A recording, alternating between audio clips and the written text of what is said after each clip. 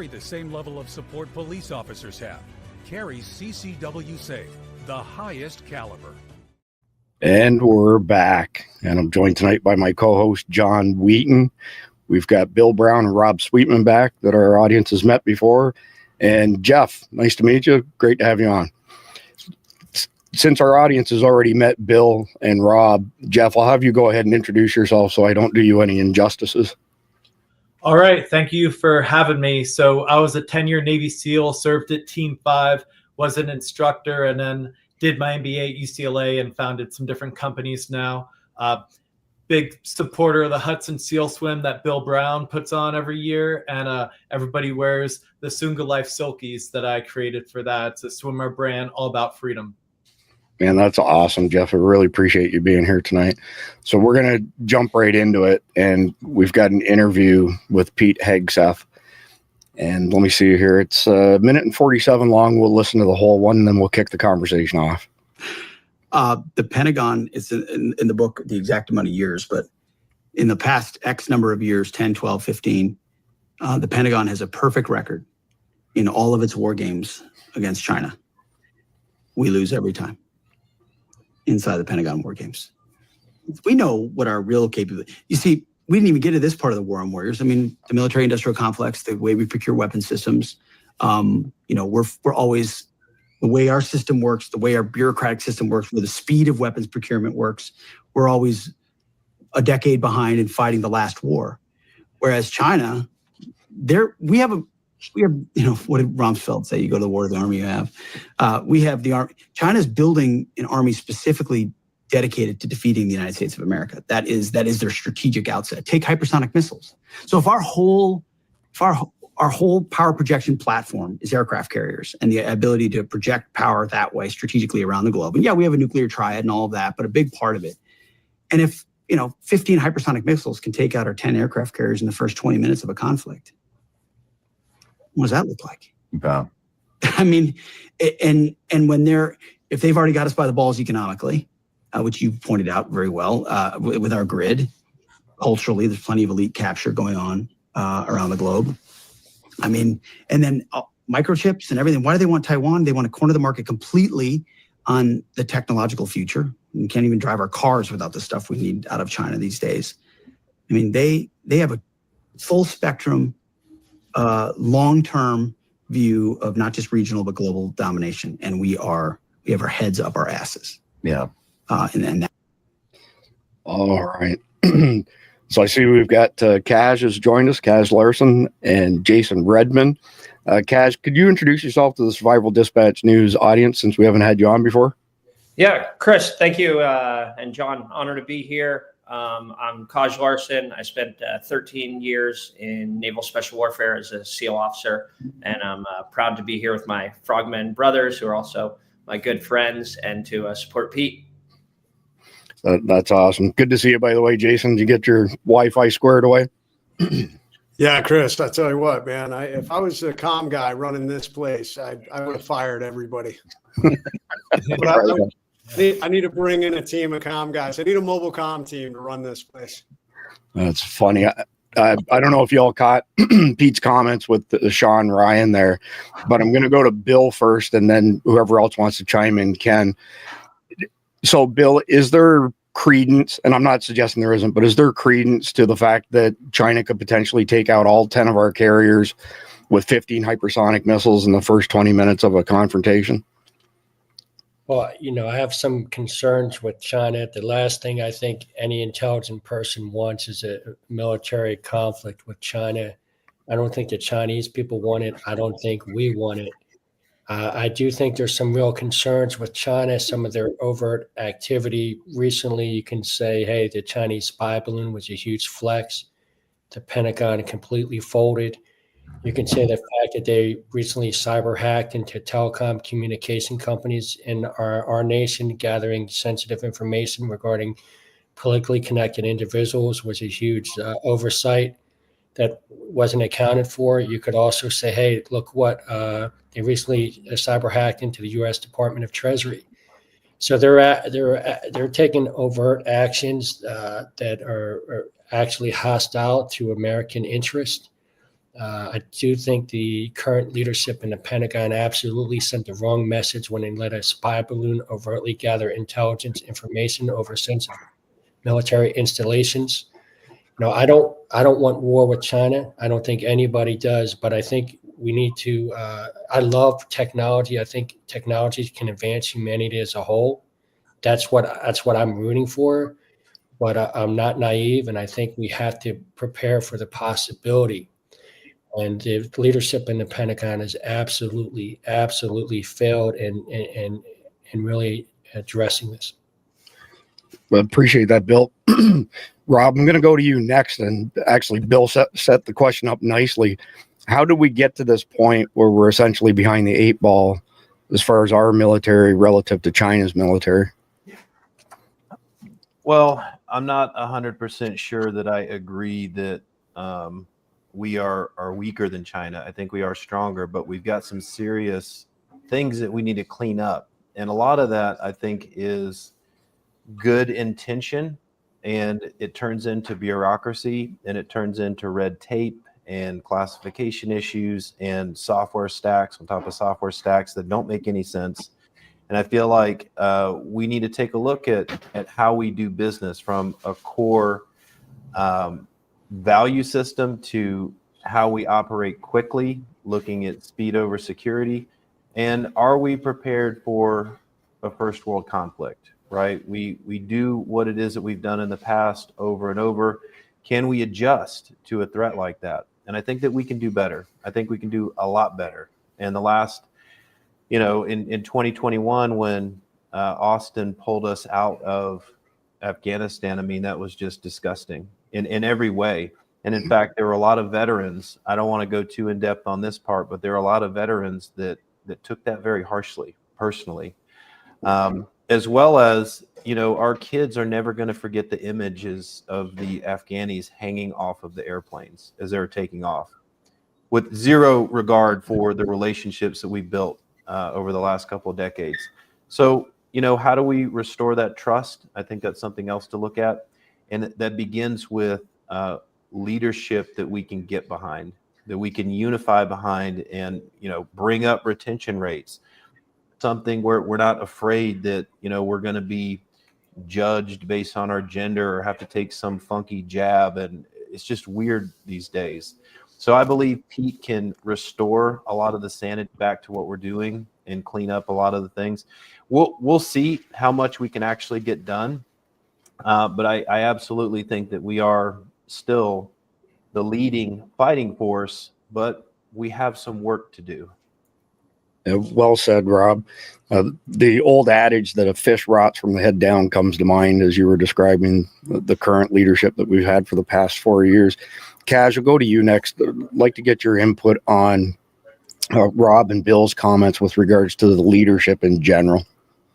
Yeah, I think to draft in Rob's wake a little bit here, he really named the challenge of the modern Pentagon and the modern national security apparatus. There's this paradox that over the last 20 years, 2 decades of wars in Iraq and Afghanistan, the gentleman that you see on screen, we have increased lethality to become the greatest fighting force the world has ever seen. At the same time, we've also increased bureaucracy. And as we face this new mission set and these new evolving challenges, Bill obviously talked about China, that's the preeminent one, but a series of global conflicts. We're at greater global conflict around the world right now, especially in Africa, in places like Africa, low intensity conflicts, than at any other time in modern history, right? So we have a whole new set of challenges. You've seen the emergence of new technologies like robotics. So how do we have a nimble and a Defense Department and national security apparatus that can pivot to that? And I think the answer is that the status quo is not going to work for us. In the clip you had before, you saw Pete talking about the nuclear triad. That's a concept that's been with us from the 60s. We need a disruptive leadership in the Pentagon and in the annals of national security. We're willing to challenge the orthodoxy, challenge conventional thinking to make us prepared for war fighting for the next conflicts.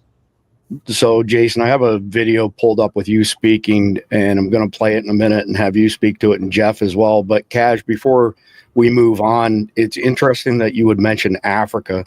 So one of the weaknesses that I was made aware of a couple years ago was there was a peacekeeping mission in Africa, and the Chinese were in charge of it. I can't recall the name of the country, but they lost essentially against some villagers because they were paralyzed.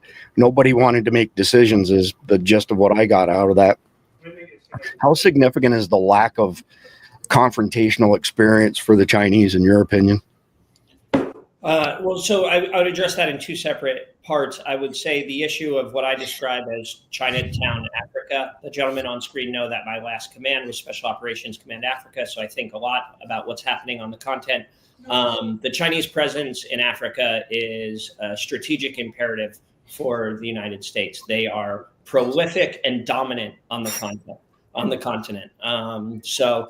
Specifically to Chinese military fighting capability, which I think is the latter part of your question, that is a more complex question. And I think as the Russians found in Ukraine, there is a difference between having a big and robust military and having a big and robust military that has fought a war recently, right? When all of us started our careers, circa 2000s, when in the early parts of the wars, we were not nearly as effective and efficient at war fighting, as we are now after 2 decades of reps and getting really good. So I think if China were to engage in an actual shooting conflict, hot war, as they say, I think they would be prepared for a very steep learning curve.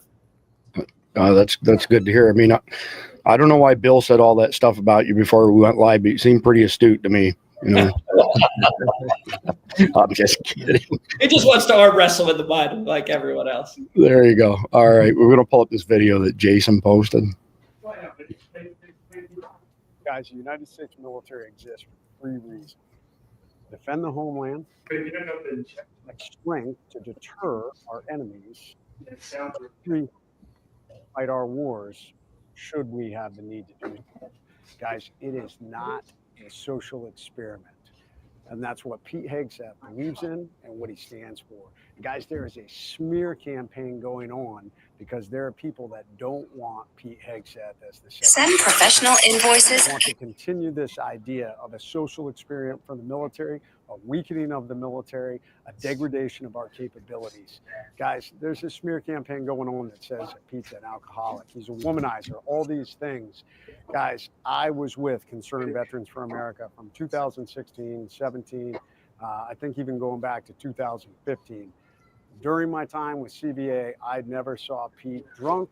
I never saw Pete chasing after women. I saw a guy who was leading, who was talking about the greatness of America and who created a great organization. I believe he will do the same for the Department of Defense. We need somebody like Pete. If you're a veteran and you want to march with us, we've got a bunch of prominent Navy SEALs who are going to be marching on Washington. Click on the link in my profile and you can join us. There's a sign up link there and you can join us. We need to defend Pete. We need to defend America. Well said, Jason. By the way, for our new listeners, you can go to patreon.com/survival dispatch and download the situation report /brief for this episode. And it has links to everything, including Jason's video that just played. Jason, a quick question for you. Why do you think that Pete Hegseth has been under attack? Well, I think there's been a division somewhere along the lines in America. You have individuals who believe in the, woke. In their minds, I think it's an idealistic, equal. I'm not quite sure. I don't fully understand it, in my opinion. I'm of the opinion that I believe in freedom for you to be able to do things, but at the end of the day, there are certain areas that it just doesn't apply, in my opinion. The military being one of those biggest things, law enforcement, fire. There are criteria and standards that we must uphold. And within those standards and criteria, race, creed, color, gender, religion, all these different things don't apply. Because at the end of the day, it's your ability to do the job. For the military, we listed those things. And I think that's one of the biggest things. I think there are people that recognize Pete is going to enforce that. He's going to bring it back to where we have accountability, that we have standards. We hold these standards, that we're going to move away from the individual mindset that right now is kind of pervading the military and get back to the team unit, mission accomplishment mindset that has nothing to do with any of the woke ideologies or the social experiment that's been going on in the military. China is a massive threat. And part of the problem is I think we've emboldened China. China's always been bold. China's always been playing the long game. They have slowly penetrating and expanding around the world, from their expansion off their coastline into the islands they're creating. Obviously, Kaz talked about everything they were doing in Africa. China basically took over the Panama Canal from us when I was down there. And a lot of that, in my opinion, has to do with the military operates either out of a position of strength or weakness. And for the last several years, we have operated out of a position of weakness from many things, from everything from Obama setting red lines in the sand against Bashar Assad in Syria and the Russians, and then not stepping up to that when chemical weapons were used, to the biggest, most egregious thing I've seen in my entire lifetime, which Rob talked about, was the withdrawal from Afghanistan, that debacle, which is emboldening China, and in my opinion, many of our adversaries around the world, the Iranians, the Houthis, North Korea, all of them are looking at us and saying, hey, America, they're not stepping up. They're not building their military back as well as they should be. And if they're pushed, they're not stepping up. And I think there are people that are afraid of Pete getting back in position and bringing the military back to what it should be. We're strong, operating from a position of strength, and we're willing to step up if we have to. Very well said, Jason. Between our previous conversation and this one, that one word, lethality, keeps coming up over and over again. And a few of my friends, including John, have essentially said, if it's not related to lethality, it shouldn't even be under consideration. So pretty impressive that everybody I speak to who's a military veteran uses that word consistently. Jeff, I'll go to you. I'd like to get your impressions of Pete Hegseth, why he's under attack in your opinion, and what he's going to do to benefit us. Because I understand from John Thune now, he's saying that there's enough votes to confirm him. Yeah, so I personally believe Pete is under attack because of his combat experience, and like many of the generals and admirals and people that have led at the highest levels of the Pentagon, they were 04s when 9/11 happened. So they never saw combat. They never fired a bullet in war, and they didn't have to put tourniquets on their brothers. And it's different when you're there and you're fighting in the trenches and receiving the Bronze Star for Valor like Pete did. And so when Pete knows that how important lethality is, while other people have listened to the politicians and said, we're going to focus on being woke, we're going to focus on DEI, and we've seen like all the problems in the military that have come with that. And Pete doesn't just fall in line with all that because he's focused on combat effectiveness, on what's best for the overall picture, and also all the things that have been done strategically against the United States and Africa and Ukraine and everywhere else. Pete is looking big picture, focusing on the important things that are going to win the war, and not just what's going to get him the next promotion, because he's not looking at this as the next promotion. He's looking at this as a way to fix the military wholly. And that's an amazing commentary, Jeff. I really appreciate that. I'm going to pull up the next article here and get going. Okay, so I'm assuming that y'all saw Pocahontas attack Pete Hegseth. She sent a letter to him, actually, claiming that his tattoo, Latin for God's will, makes him a potential insider threat. You were also removed from President Biden's inauguration because of concerns that you're an insider threat. Reports that your Deuce Vault tattoo was a Christian expression associated with right-wing extremism. We cannot have a defense secretary whose fellow service members feel concerned enough to report this as a potential insider threat. John, I'm going to hand over the reins to you, and you can take this one. I don't know how I feel about jumping in with all of these honorable men. I just worked on fighter planes, but I think that really what this is it's just the classic leftist attack to try and drum up some kind of whistle, silent whistle that they want to get everybody to think, oh, well, this person's just a white nationalist or a right-wing extremist, any of that kind of stuff. Nothing could be further from the truth. Pete is very outspoken about his faith. He has been. And there's no there with this. And it's just the classic tactics of the left to try and diminish somebody based off of their faith, because really the left is faithless at this point and full of people that are just full of corruption. And they want to push a communist or a progressive agenda on our military. And that's really what it boils down to. John, I'm going to pull up a little bit more on Elizabeth Warren's unwarranted attack on Pete. So Warren also attacks Hegseth's support for traditional American values, such as the right to bear arms, as peddling conspiracy theories and making claims that are devoid of reality. Just remember, everything woke turns to, and I can't believe she would go that direction, but I mean, what do I know? It's really it's really interesting when you look at the history of Elizabeth Warren. She was a Harvard professor, taught for years, and that actually wrote some books that were somewhat almost right-leaning, the two income trap, all of that stuff early in her career.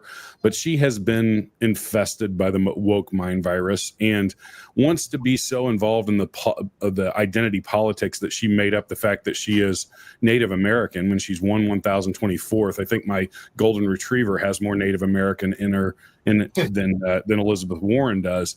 And these people are just they're hacks, and they have been propped up into a political party that is a shell of what it used to be. When I was a kid, my uncle was a Democrat and lifelong Democrat. He recently switched over in the last decade because he saw how bad the Democratic Party was, and it's full of this stuff. So that's the reality of it. So I'm not trying to oversimplify it, and I'm going to go to you next, Bill. But ironically enough, this is kind of a funny comparison, but it speaks volumes. The people who think men can get pregnant are calling Pete Hegseth an extremist. Our Pete, their Pete. I mean, I don't know. Again, I'm trying not to oversimplify, but it seems like it's basically their ideology, which is anti-middle-aged white male, versus the insanity of 378 different genders and all the stuff that goes with that. I got it, Chris. That comparison. It definitely shows a distinction in values. Now, I think I want to be sincere with you. One of the things when I think about the January 6th movement is what happened is the left was able to use that as a huge propaganda ploy to really discredit the message that a lot of those individuals have. There's questions regarding the electoral process. And I think that the voting machines can't be compromised. I don't think any rational thinker should feel safe with that thought process. And the reason why I'm trying to bring this up, because I want to focus on the target right now. And it's important to me to kind of not get focused on some things like, a senator that everybody doesn't hold much credit or anything that could discredit our message. And I got a bunch of war heroes right here with us in this lineup. And I want to take advantage of that. And right now, our nation is in trouble. Our nation's in serious trouble.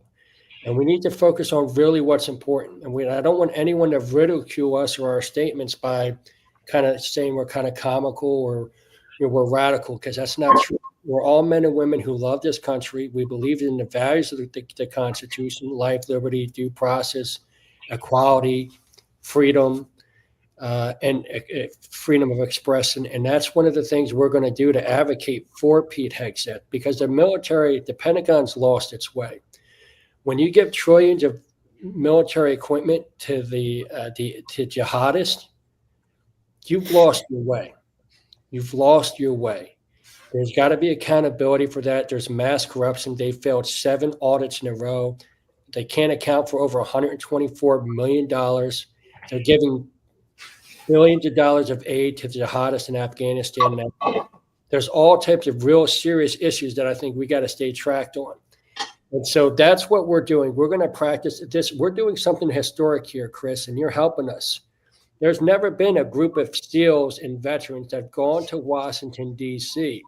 and engaged in our First Amendment right to free assembly and free speech to say, hey, we're the warfighter class.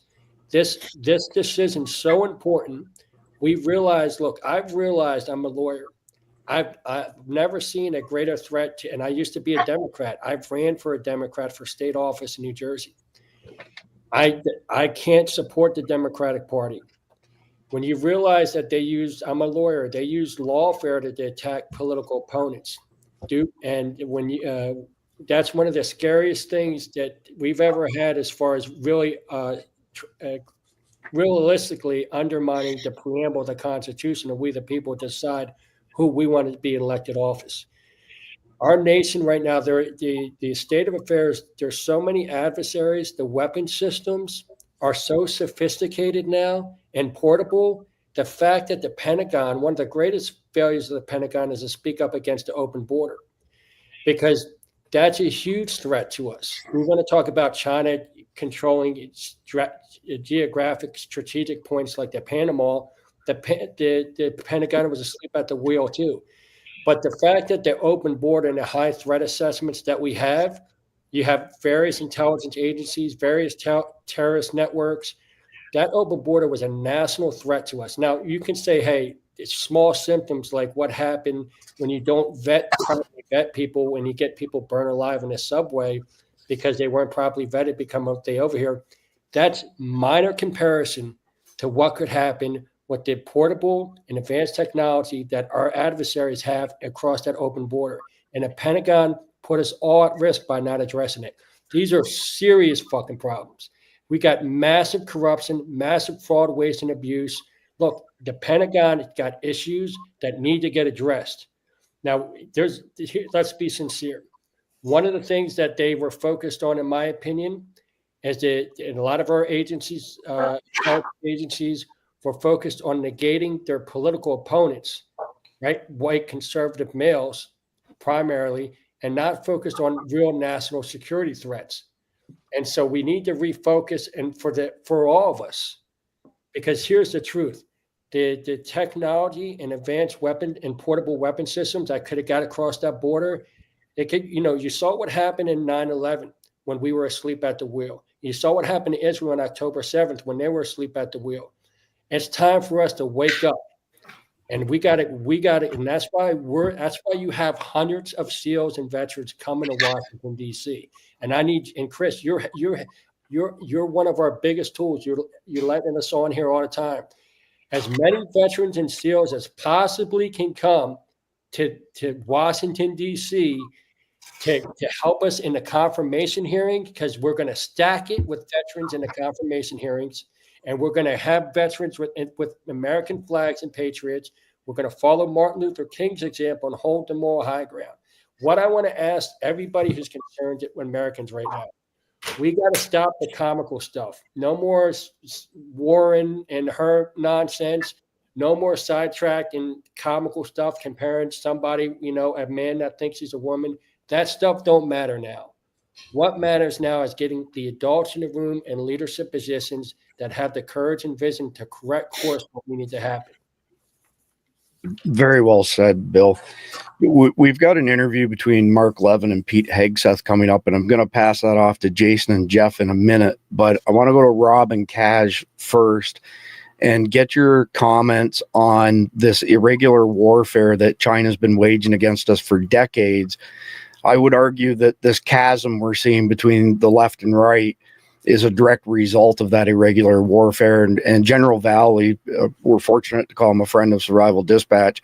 He agrees with that as well. But I'd like to hear your opinion first, Rob, and then Kaj, on the irregular warfare being waged against us by China. I mean, there's some people right now who say we're already in World War III and have been in World War III for years. It's just different. Yeah, I would agree with that, Chris. They say that right now is the only moment in time that we will be able to recognize AI. As it evolves, is just going to be so embedded that it's undetectable, not by humans. And so what does that mean? What do these modern technologies mean? We've seen drones, we've seen biological warfare being developed for decades, and we don't have to go into the most recent experiments, what I think it was. But then also, what about all this computer stuff?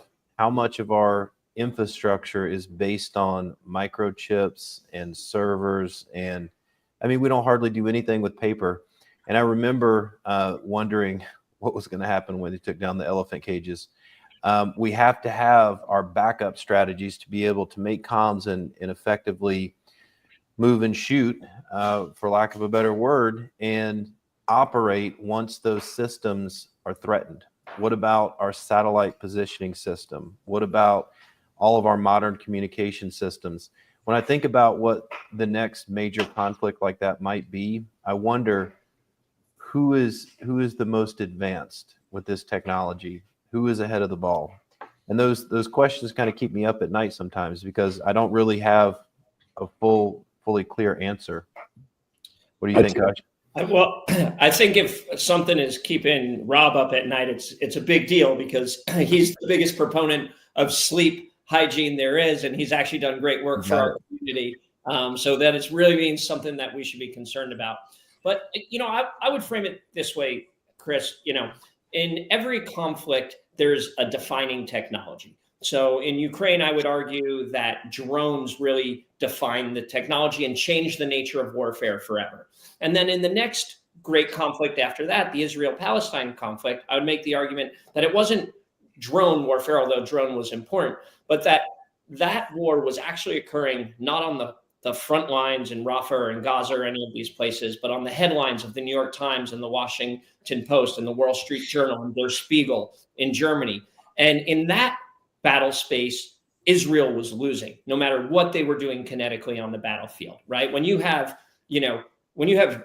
gay students on the NYU campus, flying Hamas flags and protesting, Israel is losing the narrative war to Hamas, right? And I think that is relevant to the conflict or the tension that we have with China, right? They have TikTok, one of the most popular social media platforms there's a lot of talk about TikTok, but no matter what, they have an ability to shape the narrative battle space in the US. And so I would bring this back to Pete, right? This is one dimension of what I call the new battle space and the information dominance battle space, right? Who would be a better person than Pete, who's had this extraordinary successful career, who understands the media shaping environment, to help lead the US military in this new battle space? I would make the argument that Pete's an extraordinary person. So it's not about, how many ships you can build necessarily. That stuff's important, but warfare, as everybody on this, Zoom has said, warfare is changing and evolving rapidly, and we need people who are adept enough and understand other dimensions beyond traditional warfighting, in addition to all the other stuff that everybody said about, like, coming back to lethality and a focus on the mission. Very well said, Cash. Just a couple points that I jotted down while you and Rob were speaking. In my opinion, we won the Second World War because of our industrial capacity. So we were able to take typewriter factories, turn them into gun factories, those sort of things. There was a Pentagon report last year that said that the Chinese have 300 times the shipbuilding capacity that we have. And I don't have anything to confirm the veracity of that report, but we've certainly handed them over a tremendous amount of intellectual property and SOPs and everything related to manufacturing. So I think back how that helped us in World War II, and it's concerning that China appears to be, ahead of us there. And then just a quick comment on the Israeli conflict, Gaza in particular. I don't know if you all are familiar with Admiral Robert Harward, but he's a friend of ours as well. Just a super, super guy. And when I first met him through Don Mann, who's another SEAL, Don and I have a couple TV shows that we do together. Admiral Harward said to me, Chris, when do you think we started using drones in, the military started using drones? I said, I don't know, maybe early 1990s, Desert Storm. And he said, no, you got to go back 4 decades past that. And his father was an admiral as well, headed up Project Gyrodyne. So these were remote control helicopters that had a 42-mile range that carried torpedoes that was to defend us against the 300 subs that the Soviets had. And then there's all kinds of stuff before that as well, like German drones that would go underneath tanks, those sort of things. Pretty amazing stuff. But I'm going to pull up this video, Mark Levin, Pete Hegseth talking, and then John, I'm going to hand it back to you to converse on it with Jason and Jeff. We still need a producer, by the way. But it's very intriguing. It's compelling. It's the kind of book you can't put down. Pete, it's obvious you take this personally. You're very passionate about it. Tell us why. Well, this is my generation of warfighters after 9/11. I served in Guantanamo Bay. I served a combat tour in Iraq, and I served a tour in Afghanistan. I also found what happened to me is what's happened to guys across our military, quietly and silently, whether it's vaccine mandates or being dubbed patriot extremists. You see, I was in the National Guard during the riots of George Floyd in Washington, D.C. in 2020. I was holding a riot shield outside the White House, Mark. It's surreal when you're in combat and then you're in America with the White House behind you and fellow Americans are throwing things at you. I served that. Then January 6th happened. Then my unit was designated to guard the inauguration of Joe Biden. I've served under Obama. I served under Trump. I served under Bush. Okay, we're going to guard Joe Biden. I had orders to go, Mark. I had orders to be a major there. Everyone had orders. We were all going. A day before I went, I got a call from the unit, and they said, "Stand down, Major. Stand down. We don't need you." I said, "What do you mean you don't need me? Everybody has orders." "No, we're good. We've got it covered." And light bulb went off right away. I said, "This is not about that. They don't want me there. Is it because I work for Fox? Is it because I support Trump? What is it? Why am I disinvited? Why have my orders been revoked?" Well, when I wrote the book, Mark, I got a chance to get the inside scoop from people that were involved. I was dubbed. I joined the military to fight Islamic extremists. I was dubbed by my own unit to be an extremist because of a tattoo, a religious tattoo I have on my chest. They said, "No, we think you're a white nationalist." The tattoo has nothing to do with politics. It's a Christian faith religious symbol that I've had for a very long time. And so it was clearly, was it about religion? Was it about Trump? Was it about Fox? I don't know, but it was about politics. And the message was clear. Pete Hegseth, you're not welcome here to guard Joe Biden's inauguration. At that point, I said, I'm out. I'm out. I don't want any part of this institution. But my prayer is that patriots like us and a future president like Donald Trump can clean out woke generals, can change the way we train at our military academies, return the standards and accountability so that my boys, I end the book, Mark, with a letter to my 5 sons. There's a lot of people asking this question. Do you recommend that your kids serve? The reality is, if not patriots, then who? So my recommendation with trepidation is that they should, because we need patriots to serve. But it's our job, Mark, to clean house at the Pentagon. We have a Pentagon and a military worthy of their service and worthy of their sacrifice. What happened in Afghanistan was a huge stain on the institution of the military. We have to turn it around. John, I'm going to pass it over to you. Pete Hegseth is so articulate. I just want to say that. Yeah, well, I think that he points out something that is really a cancer growing in the upper echelon of the military, and it has been for years, and that is labeling people who are patriotic, who are men of faith, as extremists. And this kind of stuff is just a part of the playbook of this progressive woke mind virus that has infected the upper echelon of our military. And Jason, I'm going to let you speak to this first, because as warriors, and all of you guys are, as Bill said, just, guys that have given blood, sweat, and tears to this country. You've laid your lives on the line multitudes of times and on a daily basis at times. So how does it feel to know that the military will dub you an extremist based off of something like your faith or a tattoo that is tied to your faith? Well, I think the problem is the left, and Elizabeth Warren was a perfect example of this. I mean, you have this idea that if it's offensive to me, that's not fair. I don't like it.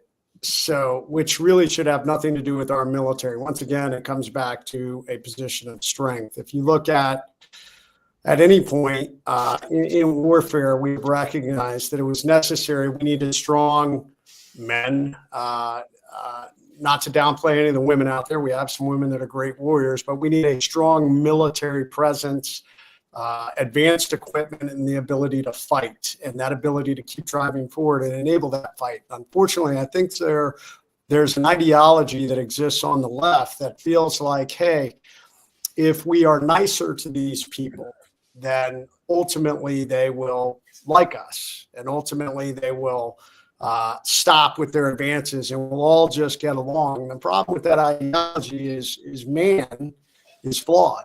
Man, ultimately, we will tell you one thing and then do something totally different. I mean, what happened with Israel and Hamas was a perfect example.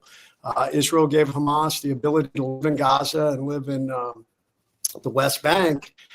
And man, did that just continue to break through? And how did Hamas fight? Well, they fought by embedding themselves in the city and using human shields. After the October 7th attack, Israel said, we're not going to tolerate this anymore. And they applied massive pressure, massive strength, and massive lethality. And a lot of people didn't like that. They were very upset with that. That offended them. But at the end of the day, it is strength and power that wins wars. And we either accomplish it before it ever happens by having that strength in place, by having strong individuals who are willing to step up and fight, or not having it, which puts you in that position of weakness, and now you're having to back up. I mean, at the end of the day, I mean, you've always heard the adage, it's about having the attack dog, and nobody likes the attack dog, because the attack dog is mean. I know some of the dogs we had on missions. I remember one of the ones that wasn't mine. I think it was one of the guys, one of the tier 1 units, where they said that one of the dogs that as soon as they would bring that dog out, oftentimes he would bite dudes in the brain. He was so excited to get into the action. But at the end of the day, that was the dog they wanted, because that dog saved lives. We need a military, once again, led by an individual that understands that. And individuals who, on the left, if you don't understand that, that's fine, man. Go live your life. Enjoy your freedom.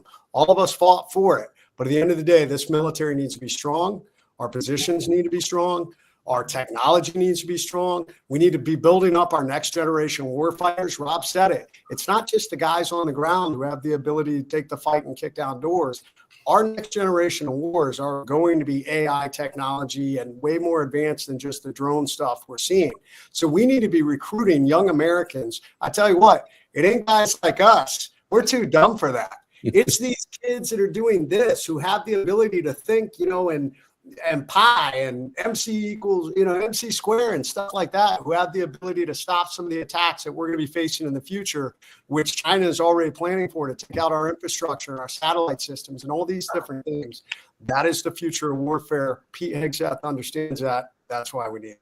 Yep. We need revenge of the nerds in the military. So I would, so Jeff, I would also say that in military and in leadership, decisive leadership is important, and we haven't seen any of that coming out of the upper echelon of the military. We're more concerned with learning about white rage and all this other stuff, as Millie said on the news a couple of years ago. But I think that really one of the biggest things that's lacking, and I think it's one thing that maybe President Trump sees in Pete Hegseth, is that he is decisive in what he wants to do and where he wants to go. So speak a little bit to that, why being decisive in leadership is so important. Yeah, I'll tell you that they believed Pete was an extremist the same way they believe Elizabeth Warren was a Native American. They didn't want the Capitol defended. They had Nancy Pelosi shut down the National Guard from defending it. If Pete was there as the major in charge of the National Guard, he would have protected the Capitol. He would have been decisive, used his leadership, and kept everyone out of there. But instead, they came up with a bogus excuse about him being an extremist. They got him out of there. They shut down the National Guard, didn't let it defend the Capitol, and then they had 20 plus undercover FBI agents pretend they were these rioters that riled up the crowd and got everyone to go inside the Capitol most of which were like pretty well mannered, walking around like it was a tour. And so they knew if Pete was there, he would have been a leader the same way he was in Afghanistan, the same way he was in Iraq, the same way he was on Fox News, the same way he is when he's swimming with us in the Hudson River. And his first time doing it, he had never swam with fins before. He honestly struggled, but he dug deep and just kept going and made it, and was very gracious and humble at the same time. And it's really great to see all those sides of Pete becoming a friend of his. And that's exactly what we need, and that's why he wasn't allowed to be there on that day. Yeah, well said, John. John, we've got a short video, Senator Jim Banks, 20 some odd seconds. I'm going to bring it up and play it, and then you can go to Bill and Rob again. I fully support the Hegseth. He is eminently more qualified than Secretary Austin, who's in the job, who disappeared on the job, who instructed the disastrous, deadly withdrawal of Afghanistan and created a woke political mess at the Pentagon that Pete Hegseth is going to clean up. Pete is a decorated combat veteran, served in both Iraq and Afghanistan.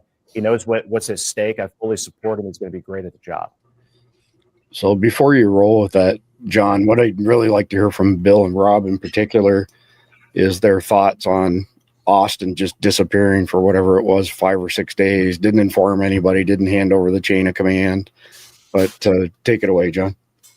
Yeah, it's so sad to watch our military, who has been on the top military in the world for decades, and to see it being systematically, in my opinion, systematically sabotaged by woke ideology, and seeing all of the misfires and out just disasters of the Afghanistan pullout, the focus on DEI and all of this other stuff. So with this big mess that has been created, it shows you how poor leadership how quickly it can destroy something. And so, Bill, I'm going to turn it over to you to speak to, where do we go from here, and what can we do as far as turning this Titanic around, I guess. Well, there's a variable of different influences that will increase your probability of survivability and victory in war. There's no second place. Technology is absolutely one of those. Another one is discipline. And you can't have discipline when you don't have accountability. And I think that's one of the big issues that we have here. Look at the horrible withdrawal from Afghanistan. The only officer I know who's been accountable in any such way is Stu Stiller. And because he publicly spoke out about it in uniform, right? So you don't have any accountability. You look at in the Roman times, if you fell asleep on watch, they killed you. Right? So nobody fell asleep on watch.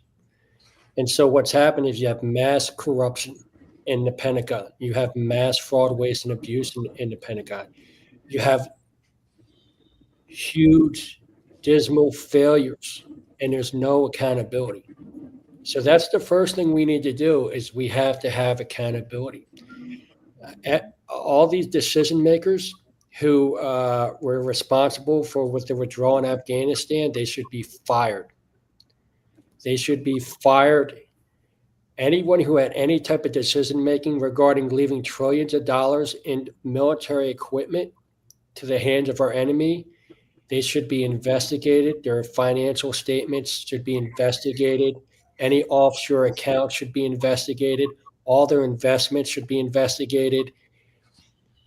All their text messages, phone, and email traffic should be investigated, because there's no way that much military equipment got the hands of somebody else and somebody inside didn't receive some type of financial gain to it. You can just look at Hunter Biden and Burisma. Burisma gave Hunter Biden millions of dollars for a reason, and that was a great investment in a part of Ukraine. Now, he got financial gain from it. I believe there's huge financial motivators that influenced some of this terrible decision making that was counter to American interest. The first thing that we need to do is we need accountability, we need investigations, and there's a lot of leadership in the military and the Pentagon that should be fired. Yeah, I couldn't agree with you more. In the business world and the civilian world, if you're failing that bad that you failed 4 audits in a row, something needs to be shaken up. And I think it's the same way in the government. We can't allow these unelected bureaucrats to destroy an institution that's so important. Rob, I'm gonna let you speak really quick to this as well, and talk about how important it is that we have a vibrant military with the correct technology, especially with the advent, as you spoke of earlier, AI, and that within a couple of years, I would say, honestly, we could see this year where there are deep fakes, AI deep fakes that show people doing things that they actually did not do. I think we're on the cusp of that happening with the stuff that I see flowing out on social media. Is there going to be a point where we can't believe video, in all honesty, video evidence? But speak to that in the military and how that stuff is dangerous, and we have to be ahead of it, because if we're not, the enemy's going to have the upper hand on that. Yeah, that's a very scary dystopian future, one in which AI controls things beyond our awareness. And I reflect on the recent changes in AI with a heavy gravity towards who's pulling the strings, right? What does this mean for us? What is the first sentient computer being? How is that defined? How does that change human rights? Who's controlling things? And so it is kind of scary. But I'll say that, I kind of want to speak on the economic strength of the United States. And when we look at the United States as a whole, we've got a spending problem.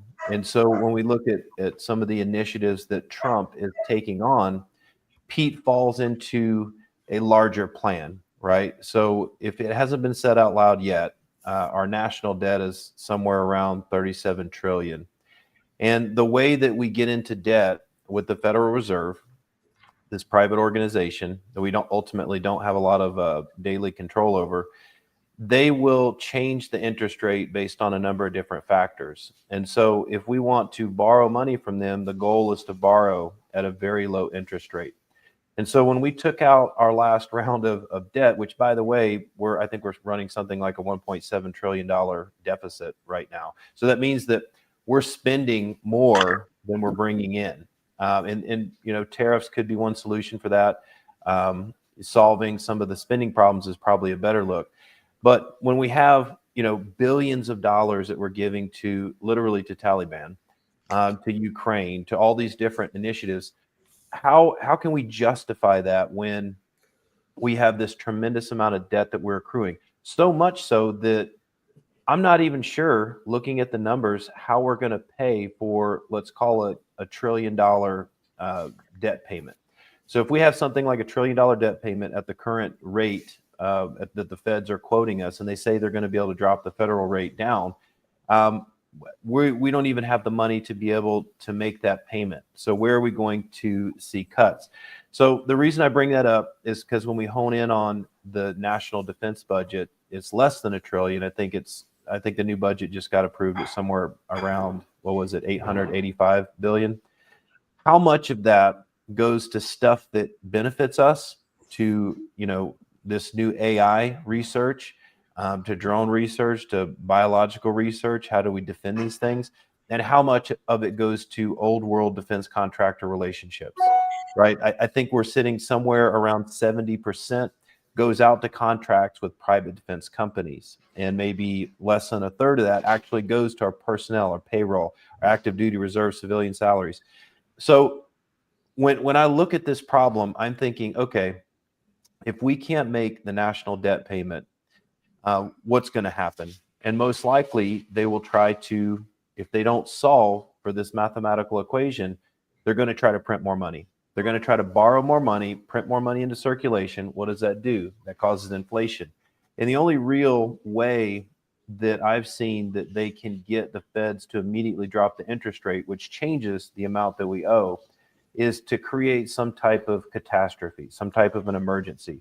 And that's not the path we want to go down. So what are our options? Hyperinflation, some type of crazy thing that they stir up to put us into a state of panic. I don't want any of those outcomes.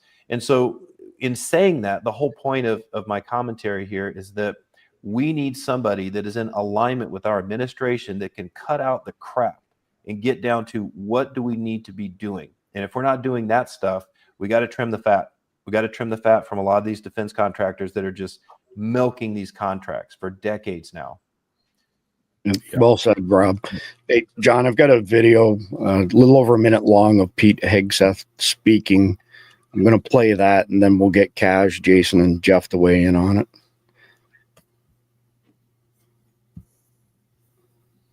Well, there's a lot to be done. First of all, you salute the commander-in-chief who got those 76 million votes and is going to chart the way. And I'll give him advice and counsel along the way.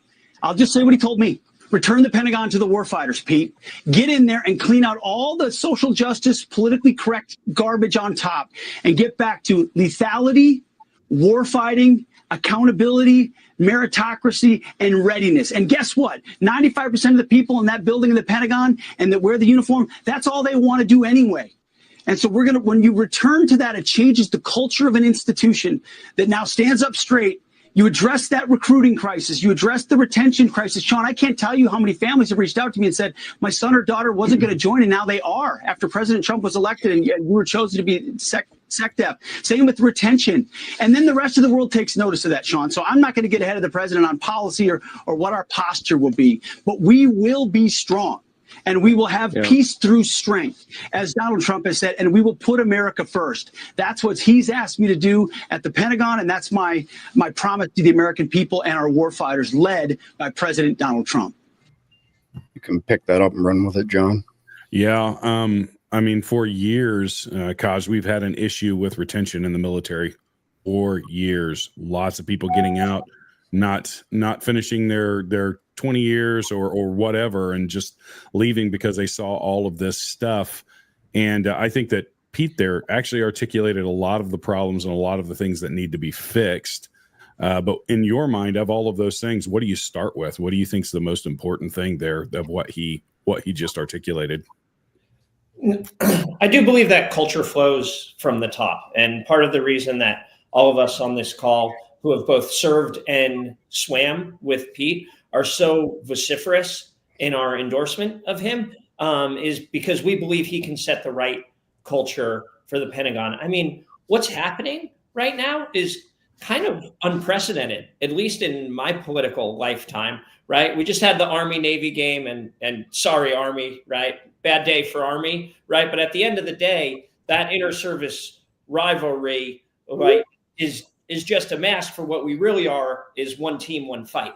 And what you're seeing on this call of one team, one fight is just like a baby indicator of what I think is going to happen under Pete's leadership. When can you remember 100 SEALs marching, multiple squadrons worth of SEALs marching to a confirmation hearing on the Senate? In my mind, it's never happened, right? SEAL teams, we just celebrated our birthday on January 2nd, and I can't remember another time when you had an inter-service mobilization of support for a political nominee. And I think that bodes really well for resetting the culture of the Pentagon back to all of the lethality and warfighting that Pete talked about. Yeah, I completely agree. I think that's very well said and very important. Jason, I'm going to go to you with kind of the same question. Of those things in your mind, where should we start with this this agenda to turn this ship around? I think Pete's a breath of fresh air because he's a reset. And I think we need a reset in politics. We need a reset in our country, and we need a reset in the Department of Defense. so many of our former secretaries of defense either came up the ranks as senior generals like General Mattis, and no disrespect to General Mattis, I have tremendous respect for him, or they came from the military industrial complex in some way or some sort of business that's tied to it, which means their connections, their relationships, their social networks are all tied to that, which keeps them continuing and influence to do the same things we've done before. There is so much fraud-based and abuse happening within the government. We look at so many of the weapon systems programs. I believe is it the F-35 program that just is so far over cost, billions of dollars over cost, with many of our fighter pilots and many of the guys who actually would fly it say that this isn't the best aircraft. Why are we continuing to put money down this direction? We need to be making sure that we have a leader that's coming in with a fresh set of eyes, who has the conviction and the knowledge to reach out and say, what truly we cut? What should we cut that's not connected to relationships, who doesn't have people saying to him, oh, Pete, you're our boy, man. How can you cut that program? We supported you. That didn't happen. Pete didn't come up through that. And I think that's truly what we need. Once again, to get the Department of Defense back focused on, we need the most relevant, impactful, lethal warfighting systems for the current wars we're waging. And we need to be putting a lot of money into recruiting and training next generation warfighters so that we're ready for all that. And I think Pete understands that and appreciates that. Pete is the reset. It's why we need him. Yeah.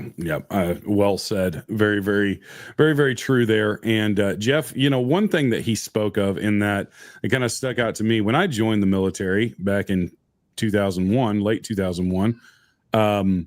When I went to basic training, with just about every race you could imagine. There was diversity in the military already. I always kind of laugh when people talk about diversity in the military, because that's existed since for decades, in all honesty. And I'm sure you guys all had a similar experience, and for them to focus on that is I think ridiculous. And they probably have a large amount of the money spent on those defense contracts or the defense budget for stuff like diversity and inclusion and all this stuff. And really, the military is probably one of the most diverse things in the country, because we had every possible race you could imagine in our unit at the time that I joined. But similar question, as far as where you kind of see what we should be going and where we should be going at this. What are your thoughts there, Jeff?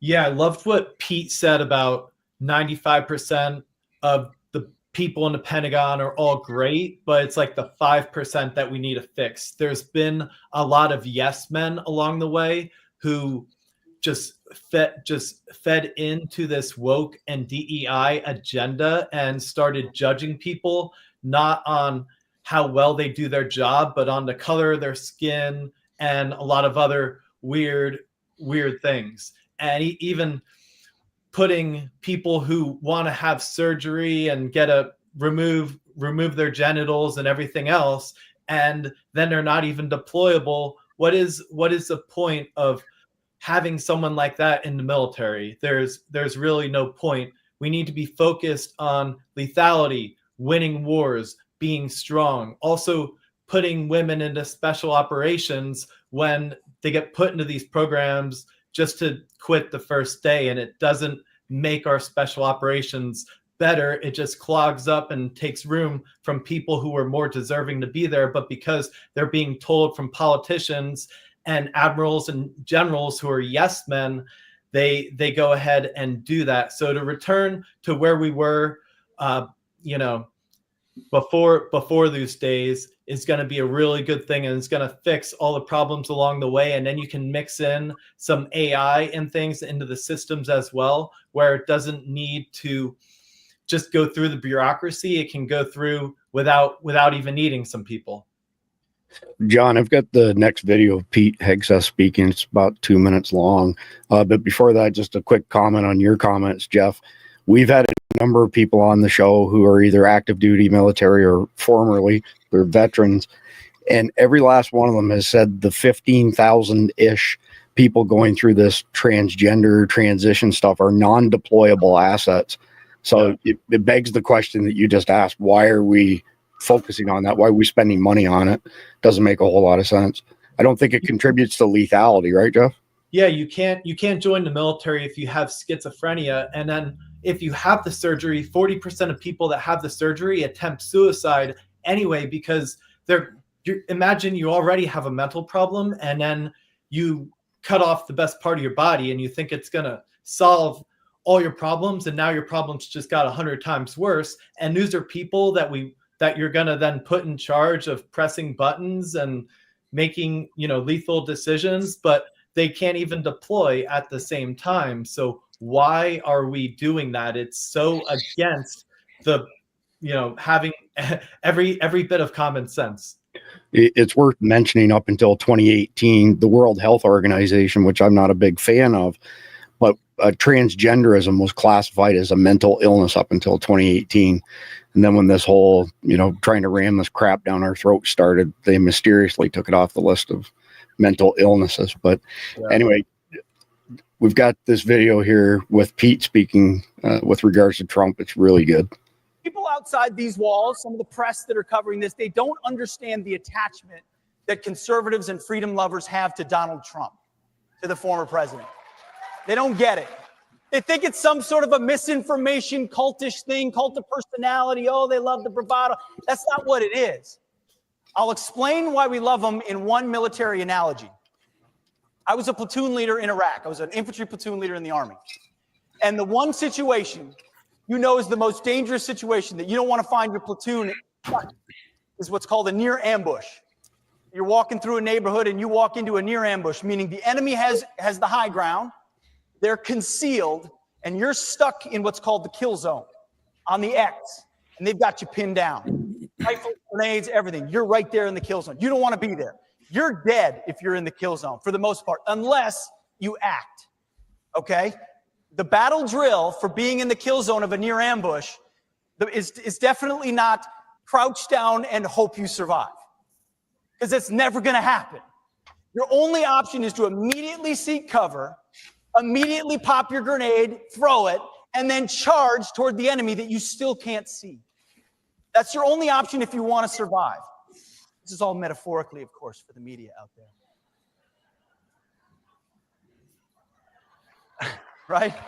Caveat necessary. It's your only hope.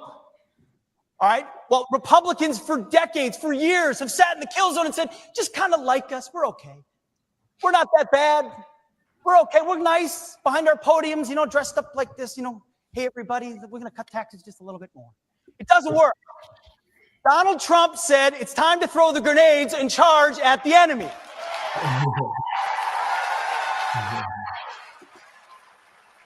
That's why.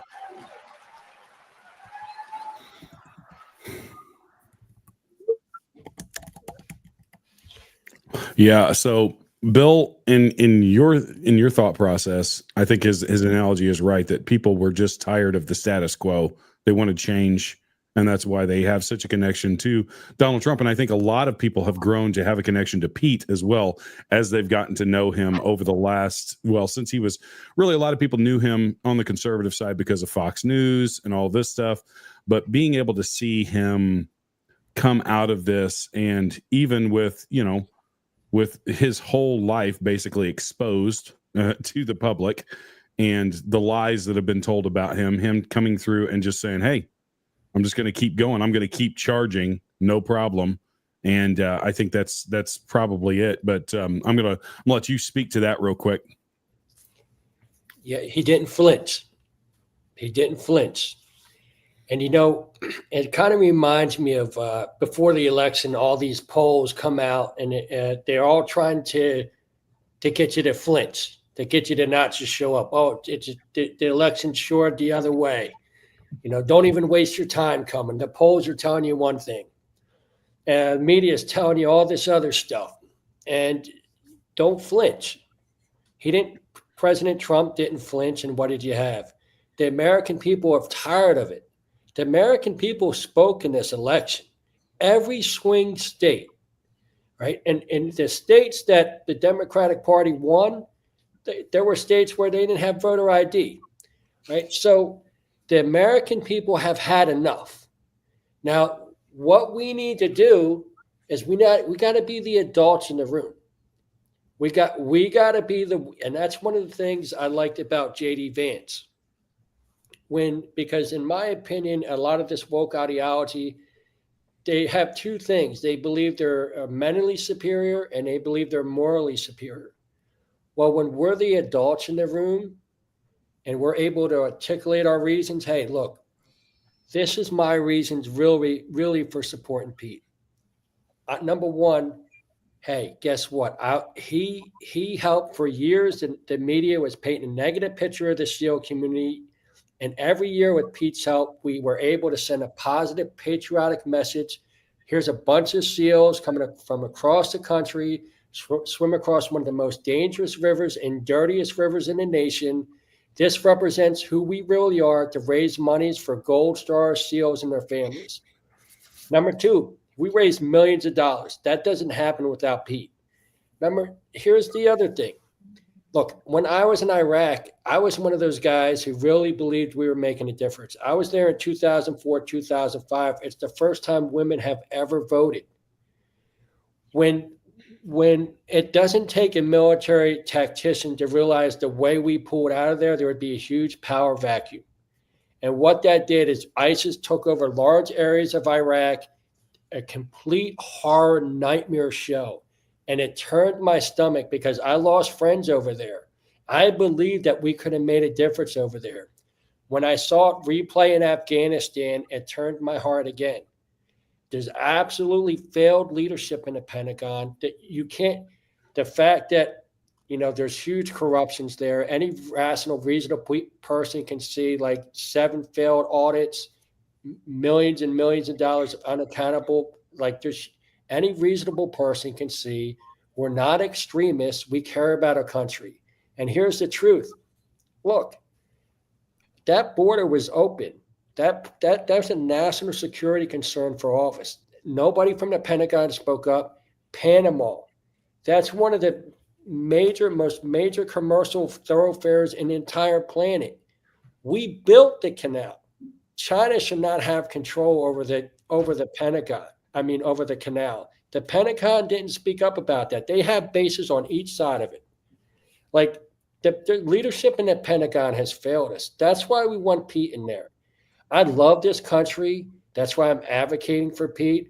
And I'll be honest with you. I believe in liberty. I don't. Who am I to say what a man or a woman makes them happy? Who am I to say what somebody wants to do with their body? To be honest with you, on a personal level, I don't understand it. But who am I? I'm just one person. What makes me happy could not what necessarily makes other people happy. What someone does with their body, I could care less, as long as they're a consenting adult. I do have an issue with the military should be focused on on combat efficiency. If you're not deployable, then I don't think the military should be paying for any type of operation or procedure that's going to make you not an asset to contribute to the fight. Yep. That's military readiness has to be the number one. I mean, you can't even deploy if you have a bad dental issue. What else? I mean, I don't know. Hey, but you making fun of me? Generals, yeah, chopping up your genitals might be a little bit more than a dental issue, but that's just me. Can I make a 27 comment? Jason. Just from what the Marines have this summed up. Every single, and much respect to my crayon eating friends out there. I love you guys. The Marines have it. They know it. Every single Marine is a rifleman. It doesn't matter what job you have in the Marine Corps. First and foremost, you are a rifleman. I can't tell you how many amazing stories I have about the Marine Corps. I just got done about the Marines in Korea, and it didn't matter. Cook, radio man, grab a rifle. You're going to the front to fight the Chinese because you are a rifleman. The military has to get back to that mindset. Pete has that mindset. Yep, absolutely. Well said, Jason. Well said. Rob, I'm going to go to you. And Bill actually mentioned something about the election. And I think it was such a resounding victory, a very, very big victory and decisive as well in the election to have congressmen and senators to basically say that, oh yeah, we know that Donald Trump won this election fair and square, no ifs, ands, or buts about it, but we're not going to vote for your nominee for Secretary of Defense because of this or because of that. And what has to go into the psyche of playing politics over something that was so decisive and just being ridiculous, as far as threatening not to confirm Hegseth? I really can't comment on the mindset of some of these people because I don't know what strings are pulling these thoughts. I mean, it just is mind-boggling. But let's look at what we've got. Okay, we've got a solid president coming in. I've never been behind a president so much as I am Trump. And it's not just Trump. I mean, look at the dream team that comes with him. I've never went and voted for a team before. You know, you always have the one guy or the gal that's running for office, and you look at their politics and what they stand for. This is a whole team, and it's a dream team. I feel like every single person he picked out, not only did he learn from his first term in office, I feel like this crazy business with the second election that he went through, we don't need to get into that. That might have been a blessing in disguise because he had 4 more years to reflect on the choices that he made in his first term. And now looking at the choices that he's made in his cabinet and the people that he wants to appoint, I mean, all of these folks are solid. And I think Pete is just another great choice. And when we see the alignment of everything coming together, I mean, between you and I feel like this is God's work, right? He's saving us. But when we look at all of the different pieces falling into place, sure, maybe the strings that are pulling these people that are saying these things initially have some play.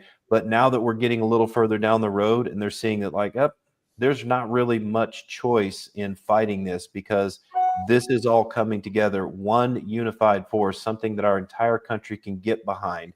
And we might actually need to depend on that, right? Depending on what happens in the future, we don't know. But we need to have that military posture. We all hope and pray that we don't go into another major war, but we have to have that presence. We have to be ready. And I think some of the things that Pete's talked about that I like is the combat readiness. You know, being able to address the threat. Is that something that Austin is focused on in the last few years? I don't think so. And we can't necessarily blame Austin for all those decisions. I think a lot of it came from Biden and a lot of it came from that administration that's sort of forcing him because of deals that he made in the past, forcing his hand to make those poor decisions. But at the end of the day, it's his command and he made those decisions. And I don't really think that that's putting us into a better combat readiness situation. Modern warfare, cybersecurity, space defense, and we already talked about AI. Are we ready for these threats? Are we at the leading edge? Because I really do believe we have the greatest country that's ever been created, the greatest freedom to be who you want to be and be as left as you want and express yourself with the First Amendment and be able to walk the streets and complain about things. I fight for those people as well, right? I think everybody should have those freedoms. There shouldn't be tyranny that takes that away from people. And so in order to do that, in order to maintain that, we have to have an elite fighting force. We have to hold that posture, whether it changes into more computers and drones or biological warfare, or we go back to trench warfare. We have to be the best because we have to protect what we have here. Well said, Rob. John, we've got one more video and then a couple just static articles after that. But this is 1 minute and 33. We'll play the whole video, but the first sentence is pretty important. John Thune has reportedly assured Trump in private that Pete Hegseth will be confirmed as SecDef. There's a chance to course correct it, but it would take the new Trump administration going after it really hard. How would they correct it? Well, first of all, you got to fire. You got to fire the chairman of the Joint Chiefs, and you got to fire this. I mean, obviously, you're going to bring in a new Secretary of Defense, but any general that was involved, general, admiral, whatever that was involved in any of the DEI woke shit, it's got to go. Either you're in for war fighting, and that's it. And that's the only litmus test we care about. You got to get DEI and CRT out of military academies, so you're not training young officers to be baptized in this type of thinking. And then, whatever the standards, whatever the combat standards were, say, in, 1995, let's just make those the standards. And as far as recruiting, to hire the guy that, did Top Gun Maverick and create some real ads that motivate people to want to serve. And there's lots of other ways in which you could identify who gets promoted and what, but there's an ethos change. I mean, there's a reason people don't want to serve, because they don't trust that their senior leaders are going to have their best interest in mind in combat. I know there were mistakes made on our tours all over the place, but I, at least for the most part, had a sense that my senior leaders were committed to the completion of the mission for the right reasons. And maybe there were strategic differences and all that other stuff, and it wasn't always perfect, but that trust is broken, and you have to reestablish that trust by putting in no nonsense warfighters in those positions who aren't going to cater to the socially correct garbage. That is some powerful stuff. Go ahead. Here's a funny fact. So the guy who produced Maverick, his name's Christopher McQuarrie. His brother is a team guy. So super patriotic, and obviously it shines through. Yeah, and it's a far cry from the My Two Moms recruitment video that came out a couple years ago, and the other crap that was just, it had nothing to do with fighting a war. It was all woke ideology stuff. And Kaj, I'm going to go to you, because I think, kind of feeding off of some stuff that Rob said, and military readiness, and I think actually a bigger deterrent to actual war is having a very highly trained, highly prepared military that can act decisively at the level that needs to, the action that needs to happen at the time, at the level of lethality that needs to happen at the time. And when you have decisive leadership, training, and a force that is ready to go to war at a moment's notice, it actually deters war more than it actually causes it. Yeah, I mean, look, I think there's a couple points here that I had one to underscore. First and foremost, I was in Top Gun Maverick, right? And shocker, a SEAL in a movie. Nobody's ever heard of that before. But I actually completely agree that that kind of ethos that Pete was talking about is really good and can go a long way towards helping course correct on some of the things that we've been discussing on this podcast. What's also interesting is, you had Sean Ryan, another frogman, interviewing Pete in that clip. And there's a tremendous amount of wisdom right here, just within these 9 squares. And I think one of the things that Pete can do so effectively is harness that wisdom from people who have actually, walked a mile in combat boots. And I think at the very root core of it is something that you said, John, about readiness. Probably far and away the best way to ensure readiness in our fighting force is to reintroduce a culture of meritocracy, right? And this is nonpartisan, right? He said, let's just rewind the clock back to 1995.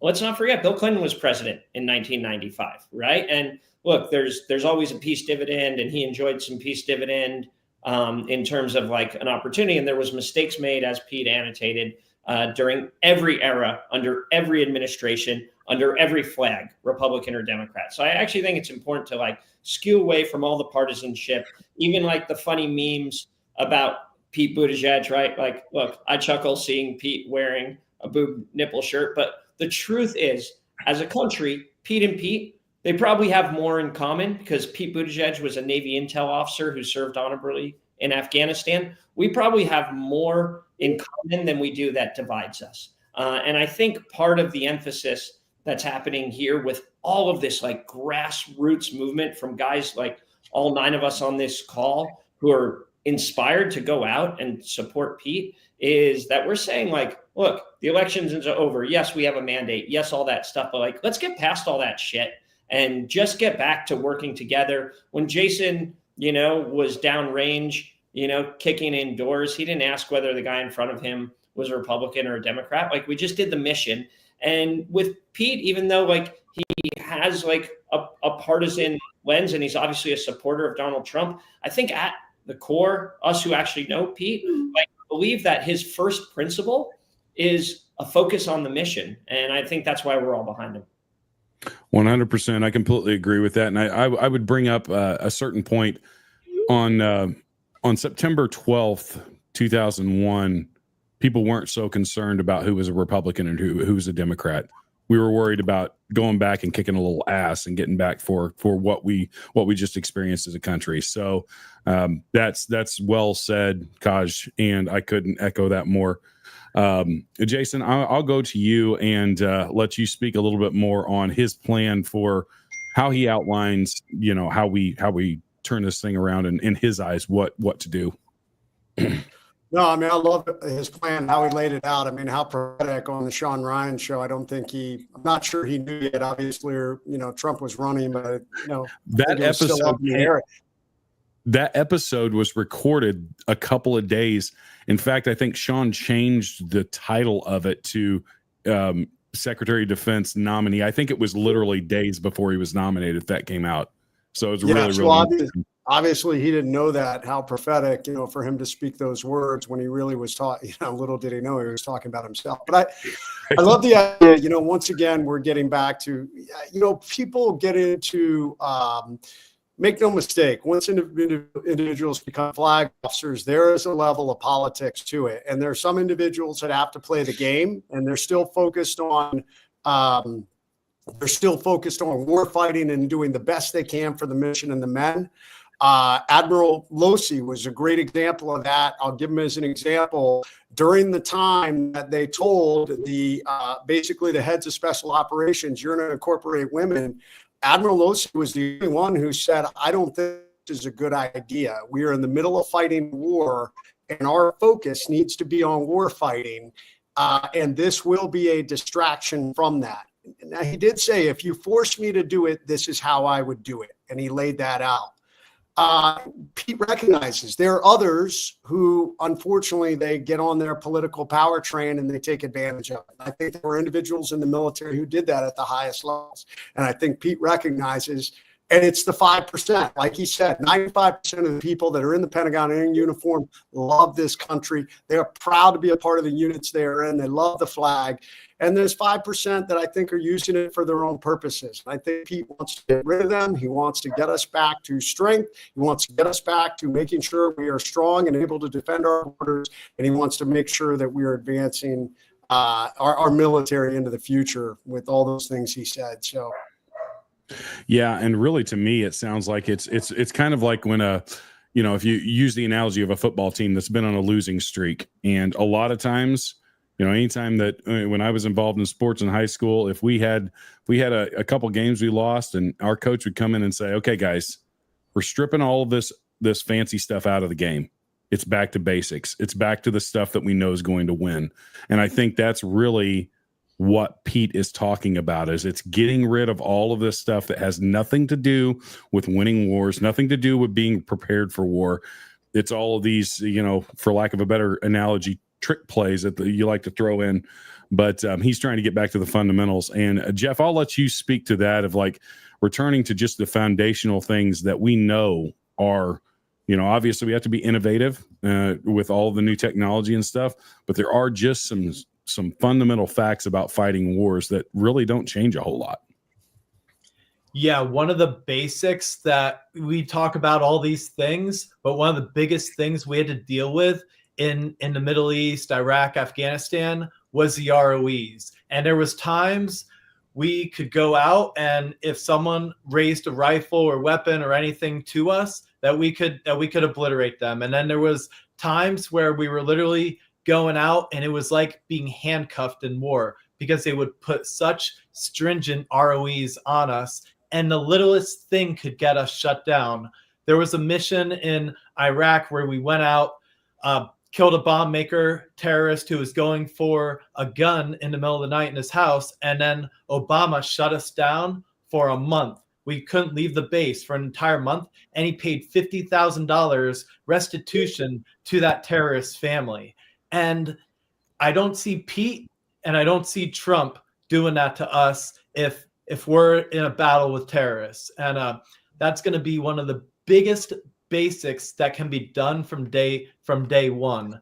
And there's a million other things that can go with it, but just knowing that the military has your back when you're going over to war, and that if you kill a terrorist, they're not going to try to lock you up or anything else, the way they did with Eddie Gallagher too. So many things like that, giving us the best equipment, inspiring the next generation to want to go out and protect our country as well, and not that they're going to have to take something that they don't want to take that might be bad for them. I don't know, but like all those things come together when people make their decision about wanting to join our military and wanting to go to war, and about re-enlisting. Having someone with a lot of experience re-enlist is extremely valuable.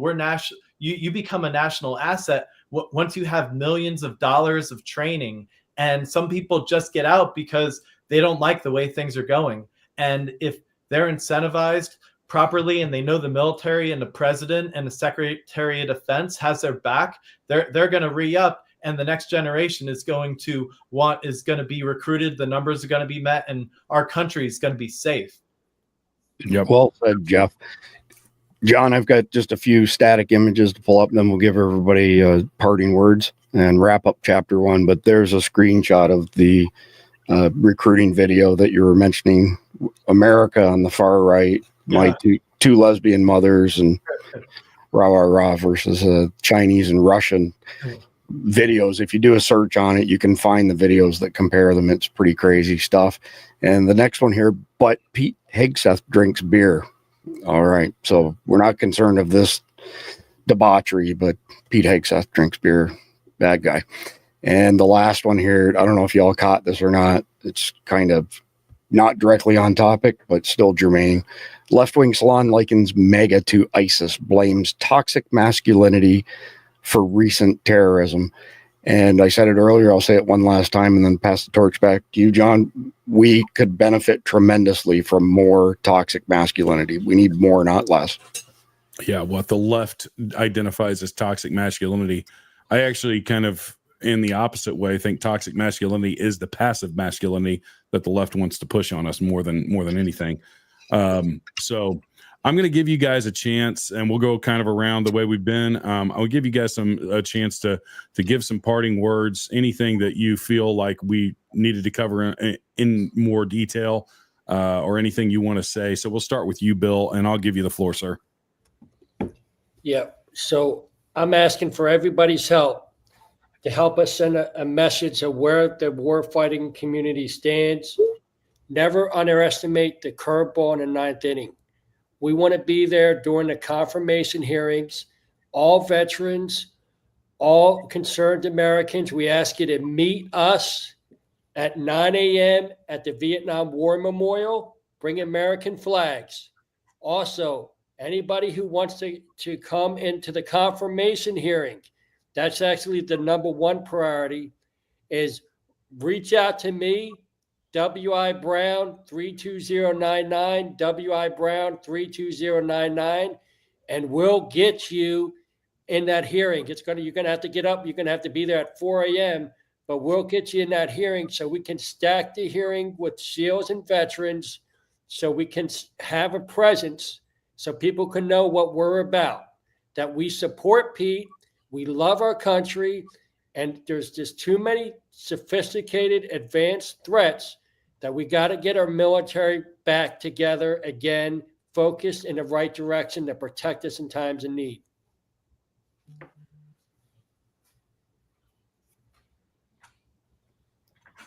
John, I think we lost. Yeah, sorry, I was muted there for a second. Bill, what is the date on that? Do you have the date? Hey, that's a great question. January 14th, next Tuesday.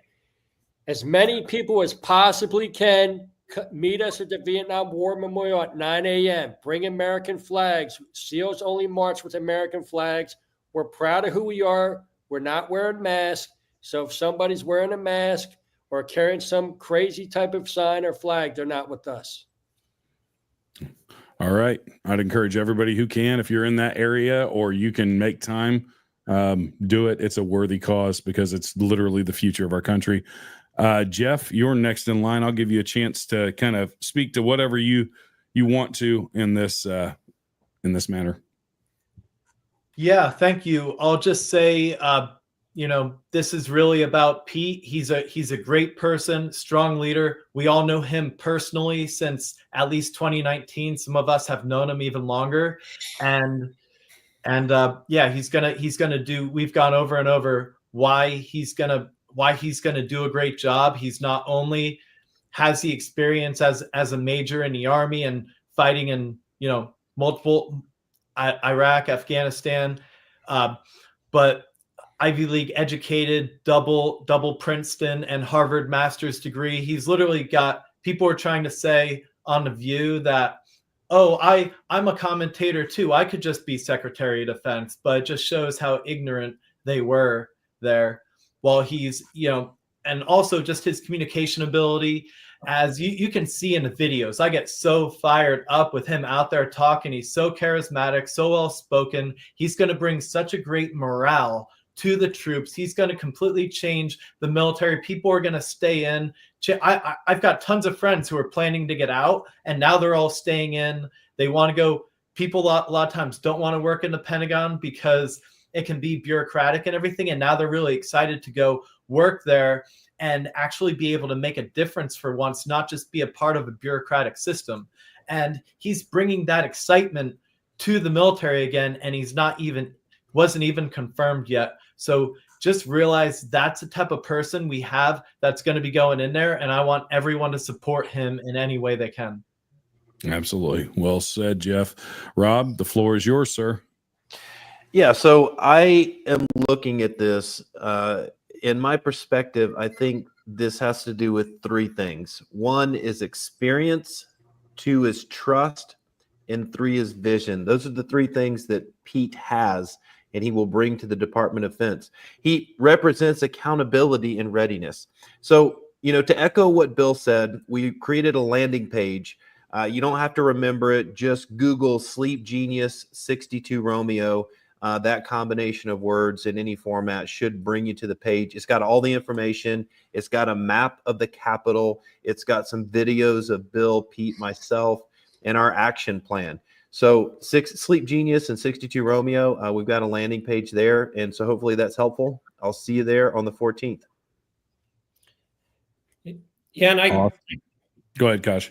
Sure. I guess I'll just emphasize a point that Jeff and Rob both made, is that Pete actually has an extraordinary amount of experience. It may not be the conventional experience where he, worked his way up through the ranks and spent 34 years and then, was certified as a flag rank by the Senate. And remember, there's an issue with that. Like, there are excellent flag officers, but if you spend 34 years or 30 years or 25 years taking orders, sometimes it's difficult to be an independent thinker. And I think we've all kind of alluded to that at a time when we need some systemic change. Having somebody who has experience but is outside the system has incredible value. And I think if you notice a lot of the opposition to Pete's nomination, and I think this is foreshadowing for what you might see with other nominees, not much of it has been really substantive.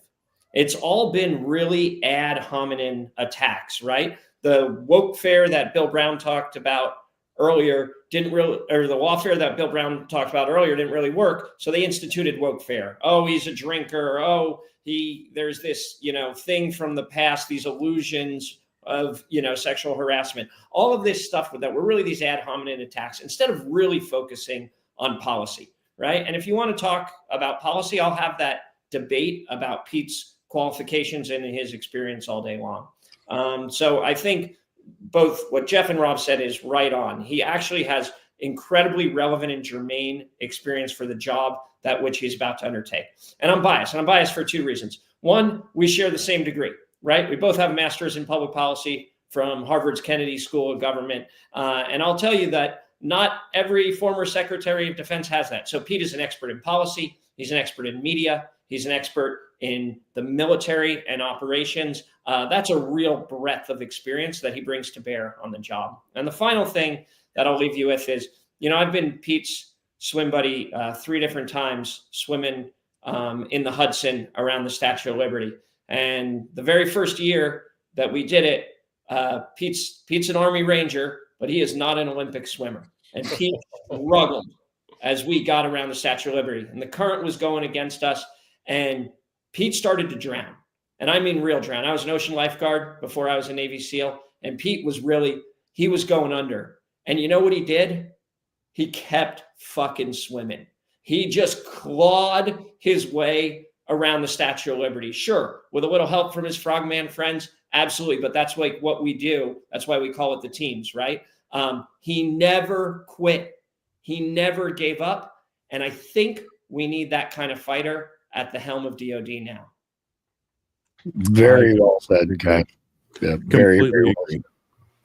So listen, we appreciate y'all coming on Survival Dispatch News. I know our audience does as well, and we all appreciate your service in addition to that. And we look forward to the next time that you can join us. We've got a short message from one of our sponsors, and John and I will be back with Chapter 2 in just a minute. The Sawyer Mini is the most versatile personal filtration system available. It's a perfect solution for backpacking, hiking, hunting, fishing, scouting, international travel, and emergency preparedness. At a mere 2 ounces, the Mini fits in the palm of your hand and can filter up to 100,000 gallons of water from any freshwater lake, river, or stream. The Sawyer Mini has a 0.1 micron absolute pore size. It was tested to 10 million parts of bacteria and 1 million parts of protozoa without a single breakthrough. This is the highest level filters can be tested to, so we're confident these are the highest rates of filtration available.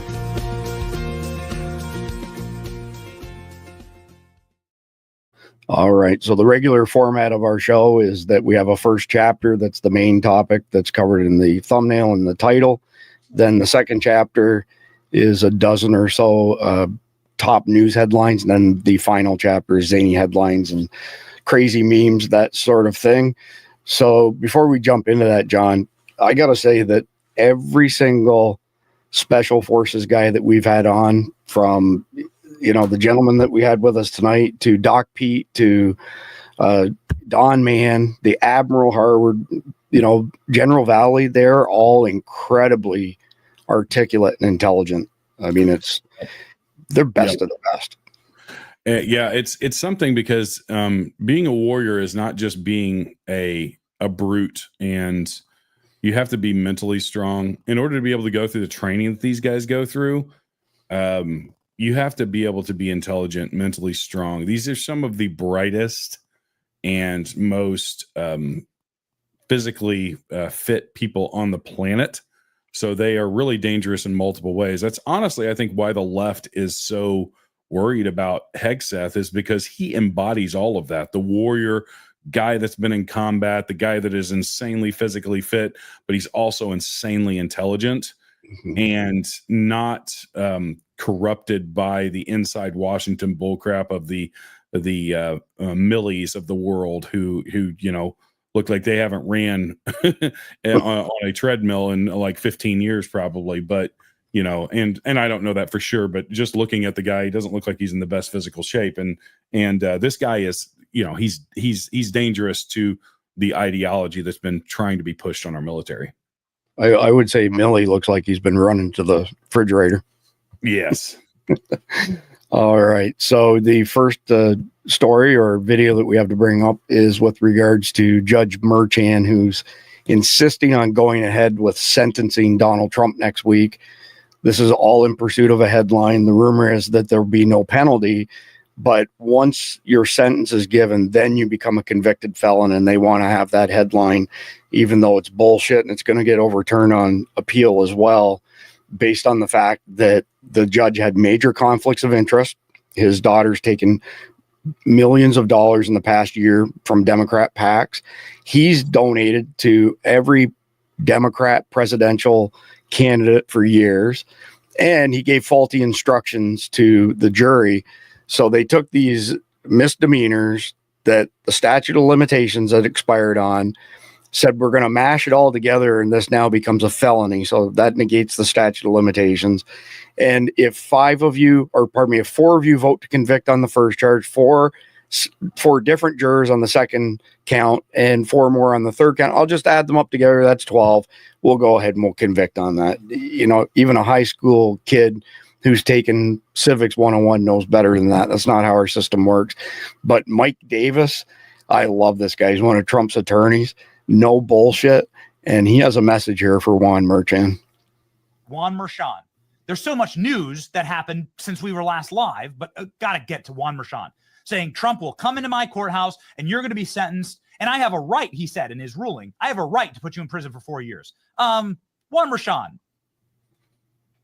I would say this to Juan Merchan, you better also lawyer up, because you're also, what you're doing is also a very serious federal civil rights felony. Again, 18 U.S.C. Section 241. There are so many reversible errors in this bogus New York case. But where Juan Merchan has really stepped into it legally is he put an illegal, unconstitutional gag order on President Trump, where he can't speak out during this process. And he can't speak out about the fact, for example, that Juan Merchan's adult daughter, Lauren Merchan, is raising money off of this case. Lauren Merchan is getting paid by Kamala Harris's campaign. That required Juan Merchan's recusal under New York statute. That's not just crazy Mike Davis saying that. A former Clinton judge said that on CNN. Caitlin Collins' show on CNN on April 5th. How did Juan Merchan respond? He told Trump, if you mention my daughter's name and my conflict of interest, I'm going to throw you in prison. That is a very, very serious crime by Juan Merchan. 18 U.S.C. Section 241. John. You know, the level of corruption and lawfare over the last 4 years, and really, honestly, the last 8 years, it's stomach turning, and I'm not surprised by it anymore. In all honesty, I expect it, but gosh, these people have to be held to account. They have to be dealt with. We have to have some examples. Like we have to, like. It's the whole mutually assured destruction. You're going to do this to us, we're going to do it to you. The difference is you're making your stuff up. We're going to get you on stuff you actually did, and that's the difference. Well, it's the old Democrat ploy of accusing others of what they're doing. Obama's like the master of that, right? So moving on to the next one, no video with this, but explosive claim. Journalist Steve Baker alleges General Mark Milley approved heat and sound directed energy weapons during 2020 riots, claims he has evidence to prove it. So there's lots of evidence, anecdotally and otherwise, that SWAT teams and other law enforcement agencies have directed energy weapons. The one that I'm most familiar with was Canberra, Australia in 2021. They had some civil unrest. They pointed a directed energy weapon at the crowd that was microwave radiation. So microwaves heat up anything that has water in it, essentially. If you had no moisture in your atmosphere and you took a solid object, put it in the microwave, you could run it for an hour and that object will not be warmed up. It has to be moist. But the directed energy weapon in Canberra that was used, people reported that they felt like their faces were burning off, and then the cloud dispersed. So, and I think we're going to see a lot more, by the way, with regards to directed energy weapons. These are fairly powerful weapons, to say the least. Yep, for sure. For sure. So next one up, holy shit, Oklahoma announces that all of their schools will be teaching and promoting patriotism. We will reject a woke agenda. It will die here in Oklahoma. This is perfectly said. 1 minute, 50 seconds. I'm going to play the whole thing because this is setting an example for our entire country. If you're wanting to reverse this trend like you clearly are as the superintendent of Oklahoma schools, what's the first step? What's the remedy in your mind, sir? The first step is you got to do what we're doing here in Oklahoma. You have to get back to teaching American exceptionalism and patriotism. We've rewritten our history standards. Every kid is going to know the influence the Bible had on American history, the Constitution, the Declaration of Independence. They're not going to be told that George Washington is an evil slave owner. They're going to be told that George Washington forever changed the course of world events. They're going to be told about the Declaration of Independence. Kids have to understand the values that built this country, and they need to love this country. We've got to go back to promoting patriotism, and that's got to be in every classroom. We're doing that here in Oklahoma. President Trump has laid out the course for this with the 1776 Commission. He has led the country on making us great again. States have to follow suit. You've got to get the teachers' unions who push this hatred for America out of your schools, get back to teaching the basics, and it starts with an understanding of American exceptionalism. Yeah, I mean, I was asked in the last segment about what I wanted to do, and I always wanted to be a teacher and a football coach, and you realize the obstacles, the things that you have to jump over. It is very difficult, and a lot of people are not going into the industry because of that. I've got 15 seconds for you, sir. Yeah, look, that's one of the things. Hey, look, the left-wing media doesn't like to talk about that. But good people haven't got into teaching because of the teachers' unions. They try to force you into teaching a radical ideology rather than math, history, and science. We've had record numbers of recruits here in Oklahoma because we said we're going to get back to the basics on teaching American exceptionalism, math, history, science. We will reject a woke agenda. It will die here in Oklahoma. We will support American values in our schools, and we are unapologetic about that, Trace. Right. John? Well, I can say this. I've been following Ryan Walters for a while now. He's been on several podcasts that I listen to on the regular. He's a regular guest on the Steve Day Show on the Blaze. Just an absolute firebrand of a dude. Like, he is re-establishing American patriotism and the biblical principles that this country was founded on in the state of Oklahoma. I would not be surprised if Oklahoma is very close to, or it definitely will be in the future, the most conservative state, the most patriotic state in the country based off of what they're doing. More of this. Everybody, I've said there's a lot of people that need to take notes from Ron DeSantis and the way that he got rid of the woke in Florida. People need to take notes of Ryan Walters in Oklahoma, and we need to apply this across every state that is red, every state that we have control over the legislature. Put that pressure, and this is, early marching orders for everybody, but put this pressure from the bottom up too in your school board meetings. Run for school board, guys. Like, those are open positions that are elected. Find this platform, use this platform, because I guarantee you, if you're in an area that is more conservative, this will gain traction because we all believe this stuff. We all know this stuff to be true. Reject the woke crap like they're doing in Oklahoma. That's just, it's a roadmap. Yeah, it's all about ending the indoctrination of our youngins, basically. Yep.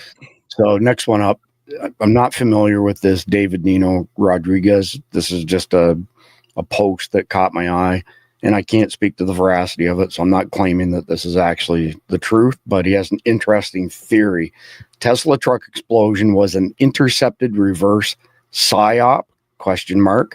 Josh Reed believes this was an intercepted reverse psyop to prevent Matthew Leibelsberger from blowing the whistle on multiple scenarios. Nino's Corner.tv reveals the ISO prep that proves he was under duress, in which the deep state intercepted his mission disclosure and created the psyop to plant the manifestos. 2 minutes and 8 seconds. Deep state does is they cover their tracks when something bad happens that can take very powerful people down. So what he's indicating is, hey, someone tried to abduct me. I obviously got away from them. Now I'm a man on a mission. I don't know whether it's because I've been read into these classified drone programs or because of this mass casualty incident that happened in 2019. But I'm gonna go to the top people I know and get this information out. This is what this guy has been doing the last few days. And so now he has a VBID in his car, and he's driving, and he stops at Trump Hotel in his Cybertruck. Symbolic, 100%. Elon Musk, Donald Trump, I'm trying to get your attention, right? 100%. Now, here's my thought. I'm starting to think that he was not trying to kill himself. He was not trying to blow himself up.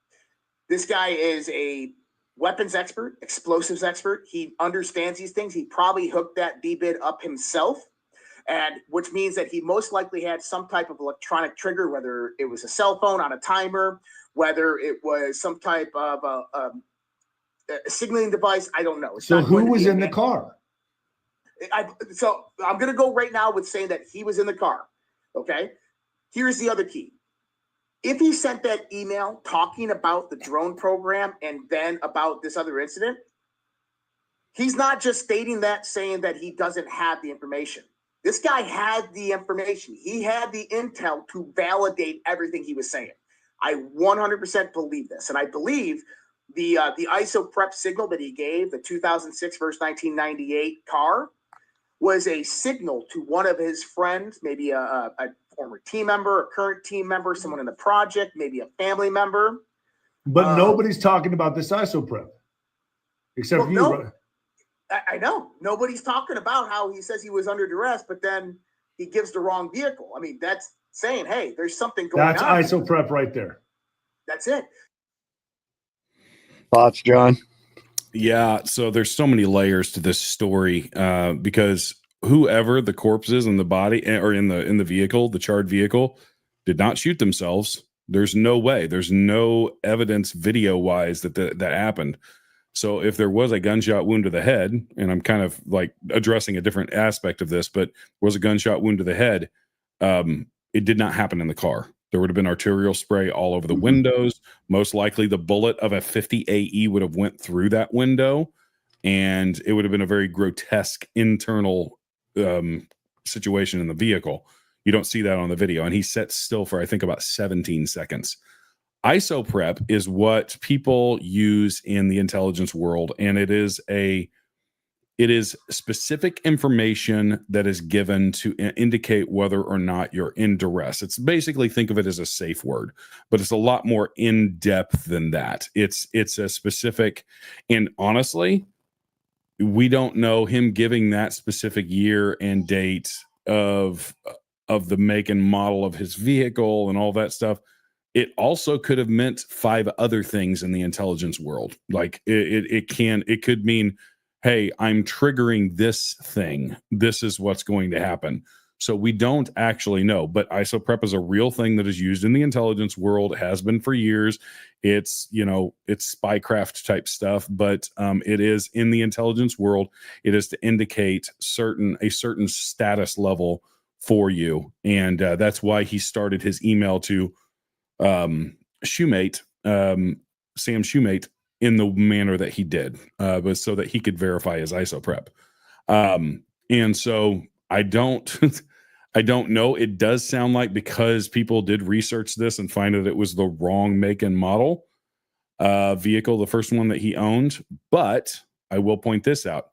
They make up those questions and answers in their ISO prep. So it doesn't actually have to be based off of real data. So maybe he said that for sure to throw people off of the trail.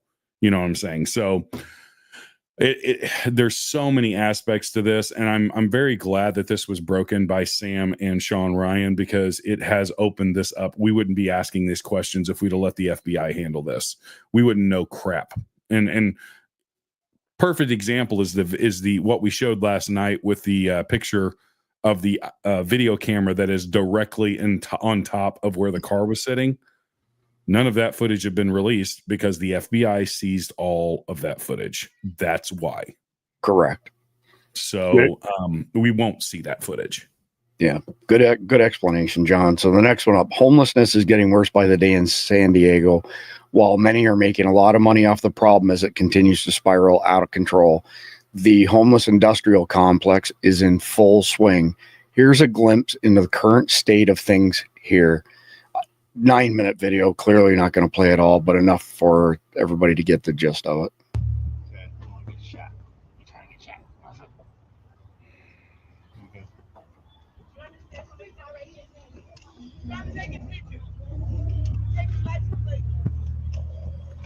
Wow.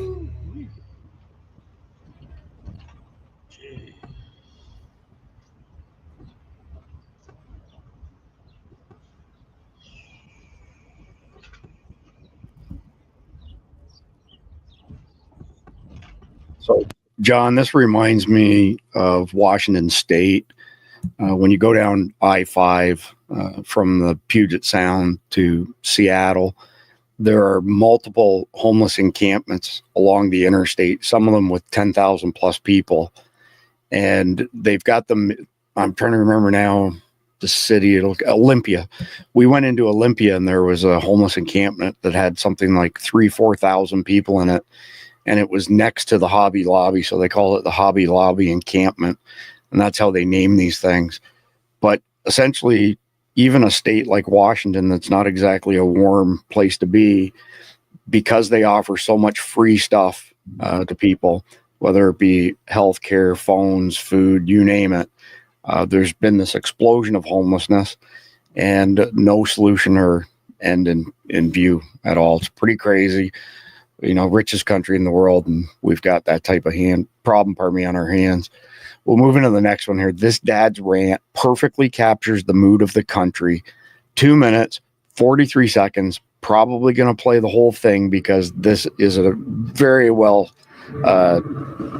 said speech. It's Mike Fody, and I'm from Buckingham Township, and I honestly don't know what country I'm living in anymore. You made the statement, of course, you've heard it so many times tonight, people violate the laws anytime they want. And you said it so cavalierly, so arrogantly. Of course, Mr. Harvey voted with you. Can you look at me, please? You disrespected the other voters. Thank you. A little bit of respect. I agree. You don't get punished anymore. That's where the country is because of the losing liberal left policies. One state steal less than $900. It's okay. I go to Home Depot the other day to buy a tool. It's locked up. I asked the guy why. Oh, they come in shopping carts. They load it up and we can't stop them. We're not allowed to do anything. They're the garbage policies you people endorse, okay? Oh, but you know what? If you're a conservative Christian grandmother and pray outside an abortion clinic, you get 10 years under the FACE Act. That's a fact. Yeah. That's really fair, isn't it? So let me tell you something. Thank God on January 20th, there's a new sheriff in town. Amen. I know this pains you losing liberals, but you're going to have to get some TDS training. It's called Trump derangement syndrome. Because there's not going to be any more DEI.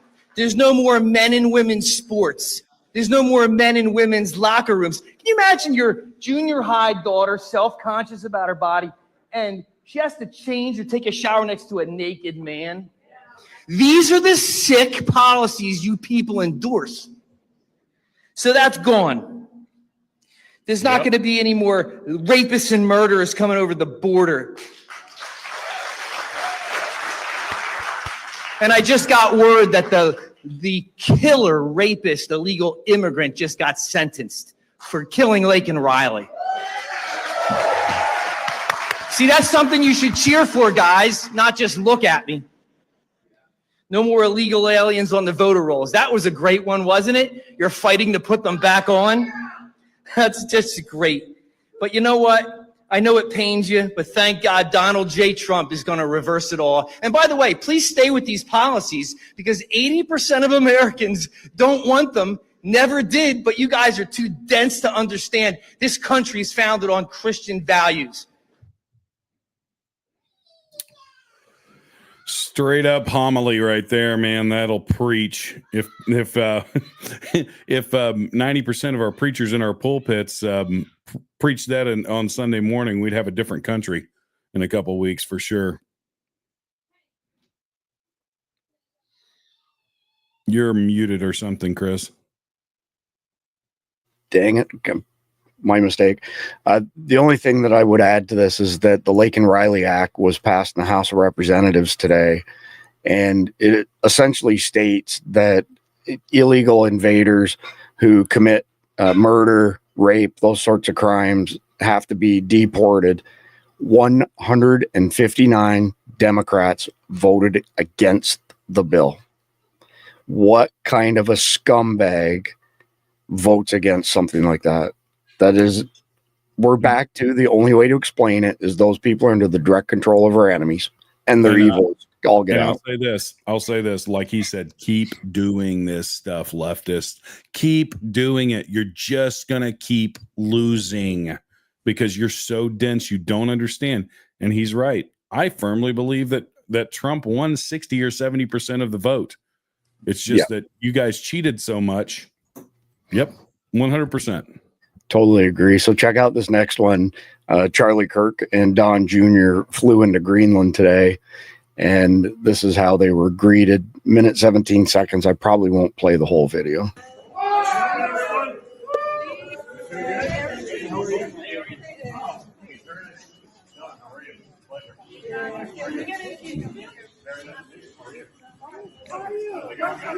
A little pressure comes. We only have a couple hours of daylight, so we got to see everything, but we're really excited. Thank you guys so much.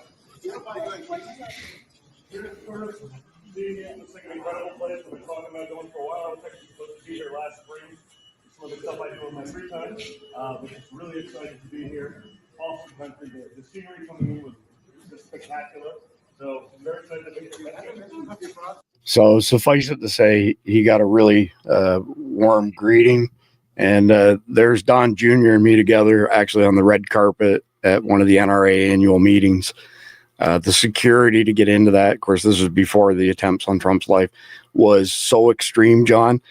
We pulled in underneath the venue, and I kid you not, there were over 100 black SUVs, Suburbans, and Escalades.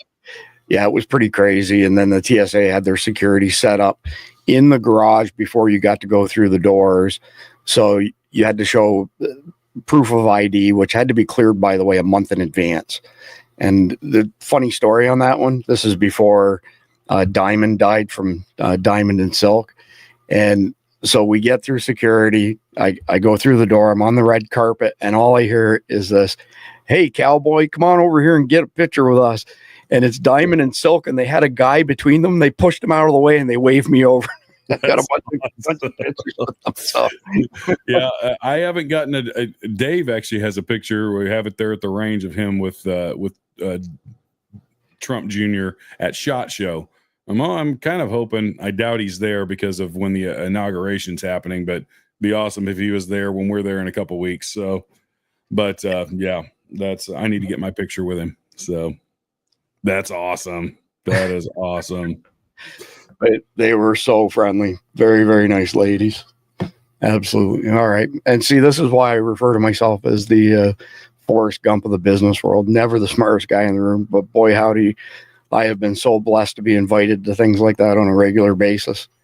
So, and unfortunately, Mike Sterling's not here, so I can't rub it in his face that I've been to Mar-a-Lago hanging out with my buddy Donald Trump and whatnot. All right, moving on to the next one. UK Prime Minister Keir Starmer may cut Britain's security ties with US unless Trump distances himself from Elon Musk. The crap that's going on in England, John, this asshole was the head of their, whatever they call their child protective services when this stuff started 20 years ago. And they put people in jail over there for saying anything bad with regards to these invaders. So there's a number floating around saying that 250,000 young girls were raped. I've heard from other sources the number is actually over 1 million. Okay. And then you've got peckerheads like this that say this is all far right-wing conspiracy. Then you throw Tommy Robinson in jail for contempt of court because he did one documentary on the rape of Britain. Then it turned into 5 separate documentaries. And they found him in contempt of court because he said something bad about the rapist. These people can get bent. You know what I mean? Like, fuck these guys. And then they want to arrest Americans? Good luck with that. The UK, barring a move from the supernatural, is a lost country, along with most of Europe. Just lost. We cannot depend on them. And it's going to further go down unless something drastically changes. They're in revival or bust territory, basically. Yeah, very few exceptions. Poland, Hungary, but there's just a handful of holdouts in Europe that haven't succumbed to the invasion. All right, to DC Drano. So for those who aren't familiar, he's an attorney in Tampa. The guy is wicked smart. Fetterman is now sponsoring the Lake and Riley Act, which again, it passed the House today, goes into the Senate probably tomorrow, which would ensure violent illegals are deported, not released into society. Hopefully other Democrats join them. We're done with illegal aliens terrorizing women and children. I don't know that there's really much more that we can add to that. What I'll say is Fetterman has made more based statements over the last probably 3 to 6 months than any other Democrat, all the other Democrats in the Senate combined, in all honesty. It's crazy. He's made a bunch of based comments since he had a stroke. Right. So he's either been replaced by another actor or something in his head. He couldn't string half a dozen words together before the stroke. Do you remember? And he was wearing, he looked like a bum, the stuff that he would wear into the Senate. And now all of a sudden he's pretty darn conservative. So anyway, crazy stuff. All right. The next one is the end of chapter 2. And this is in Florida. And this is with regards to squatters. And unlike New York, if you are a squatter and you are illegally occupying a home here or domicile in Florida, this is what you can expect. Police! Come on out. Come with your hands up. Come out. Now. Everybody out. Step out now! Let's go! Step out! Who else is inside? Keep it walking. Orlando Police, come to the front now. All right, let's see your hands. Yeah, put your hands up. Put your hands. Keep walking. Anybody else in there?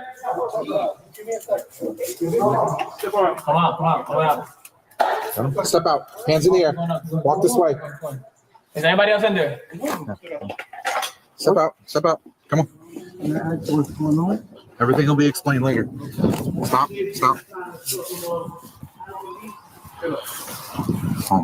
Come over, okay? Who's got an extra set of cuffs? And that, my friend, is how we do it in Florida. Had to do double cuff on that one dude there. He couldn't get his arms behind him. Yeah, it's a funny point that you raised there, John, is how many of these illegal invaders who are claiming asylum from these shithole countries are morbidly obese. Yeah, they don't look like they're missing meals to me. Correct. So anyway, all right. So before we dive into chapter 3, which we'll go pretty quickly through, zany headlines and memes and funny stuff like that, I want to give a shout out to our friends at Native Hydrate, nativehydrate.com/dispatch. Get up to 44% off of their branched chain amino acid drinks.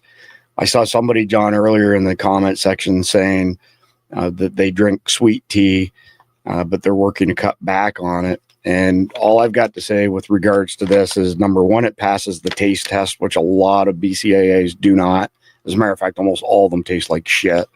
There's 3 flavors from these guys. Taste really good. But I'll tell you right now that if you drink sodas and you drink sweet tea and you stop drinking them and drink this instead, your energy level will go through the roof in the blink of an eye. I'm telling you, within 24 hours, you will notice a difference.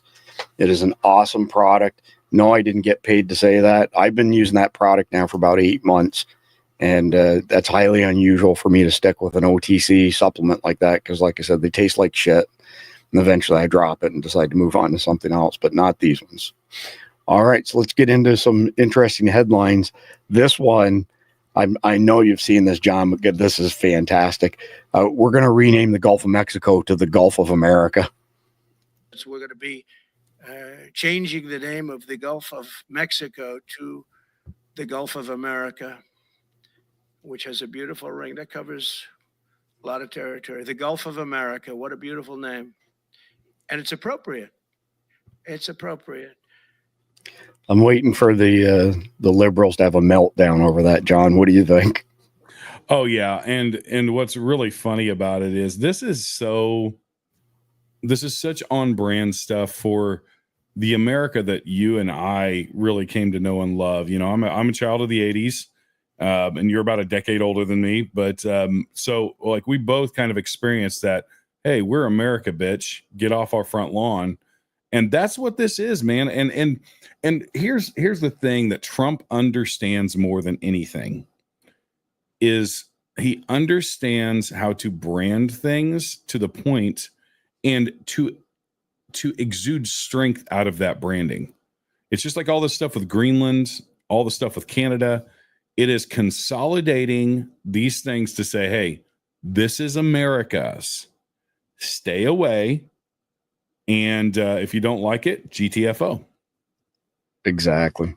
None of this is just by fluke. There's absolute purpose behind him doing this stuff. Check this one out. Minute 41 seconds. Not going to play the whole thing, but Scottsdale, Arizona passenger trying to catch his flight found himself stuck as a Waymo self-driving car repeatedly drove him in circles. Okay, why is this happening to me on a Monday? I'm in a Waymo Connected car. to rider support. This call and may be recorded for quality assurance. This car is just going in circles. Hi there, Mike. This is Gab. I'm calling from Waymo Support. I'm just calling because I received a notification that your car might be experiencing some routing issue. Please bear with me while I am. Yeah, I got a flight to catch. Why is this thing going in a circle? I'm getting dizzy. Look at what it's doing. I understand. I'm really, really sorry, Mike. We're currently working with the situation of the vehicle. Is it circling around a parking lot, right? It's circling around a parking lot. How messed up is that, John? Not very confident inspiring. This is the thing, and I'll tell you what will kill the self-driving craze for a while is you put a self-driving semi on the road and it malfunctions and plows through about 30 freaking cars. That'll end the self-driving car craze real quick. Because, it's just. Anyway, too funny. All right, moving on to the next one. Just in, UFC CEO Dana White joins Meta's board of directors. The move is just one of the recent moves in recent weeks, signaling massive changes at the social media giant. I've never been interested in joining a board of directors until I got the offer to join Meta's board, White said.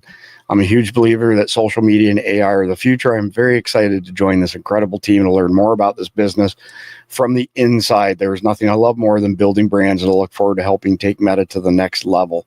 So this is all part of Zuckerberg's process of trying to, beg forgiveness from Donald Trump. And we've got some memes coming up, I think, a little bit later. Yeah. And there's a video. Actually, I'm going to do a reaction video for our channel on this whole thing, specifically Zuckerberg's video that he put out earlier today. This guy knew this was going on. Don't let him play that this was not something he did not know was going on with the censorship. They absolutely knew what was going on. So he's not innocent in this, and he's trying to play the innocent thing. The better thing for him to say was, you know what, guys, I messed up. We messed up, and not try and sugarcoat it. Hey, yeah, I was listening to Ben Shapiro earlier. Their engagement on Meta went down 90%. He's the number one conservative engagement person on Meta. They were getting 1 billion hits a month. It went down to 100 million. That's still a lot, but when you talk about 90% loss in engagement, Chris, you know what that would do. You lose 90% of your engagement. You cannot run your company the same way. Correct. Especially when you're in the business of selling advertisements. Exactly. No advertisements. Right. Because advertisers expect results, just like, the advertisers on here. They expect us to be able to sell products for them and to endorse products for them. And we test those things out and we give you our honest opinion.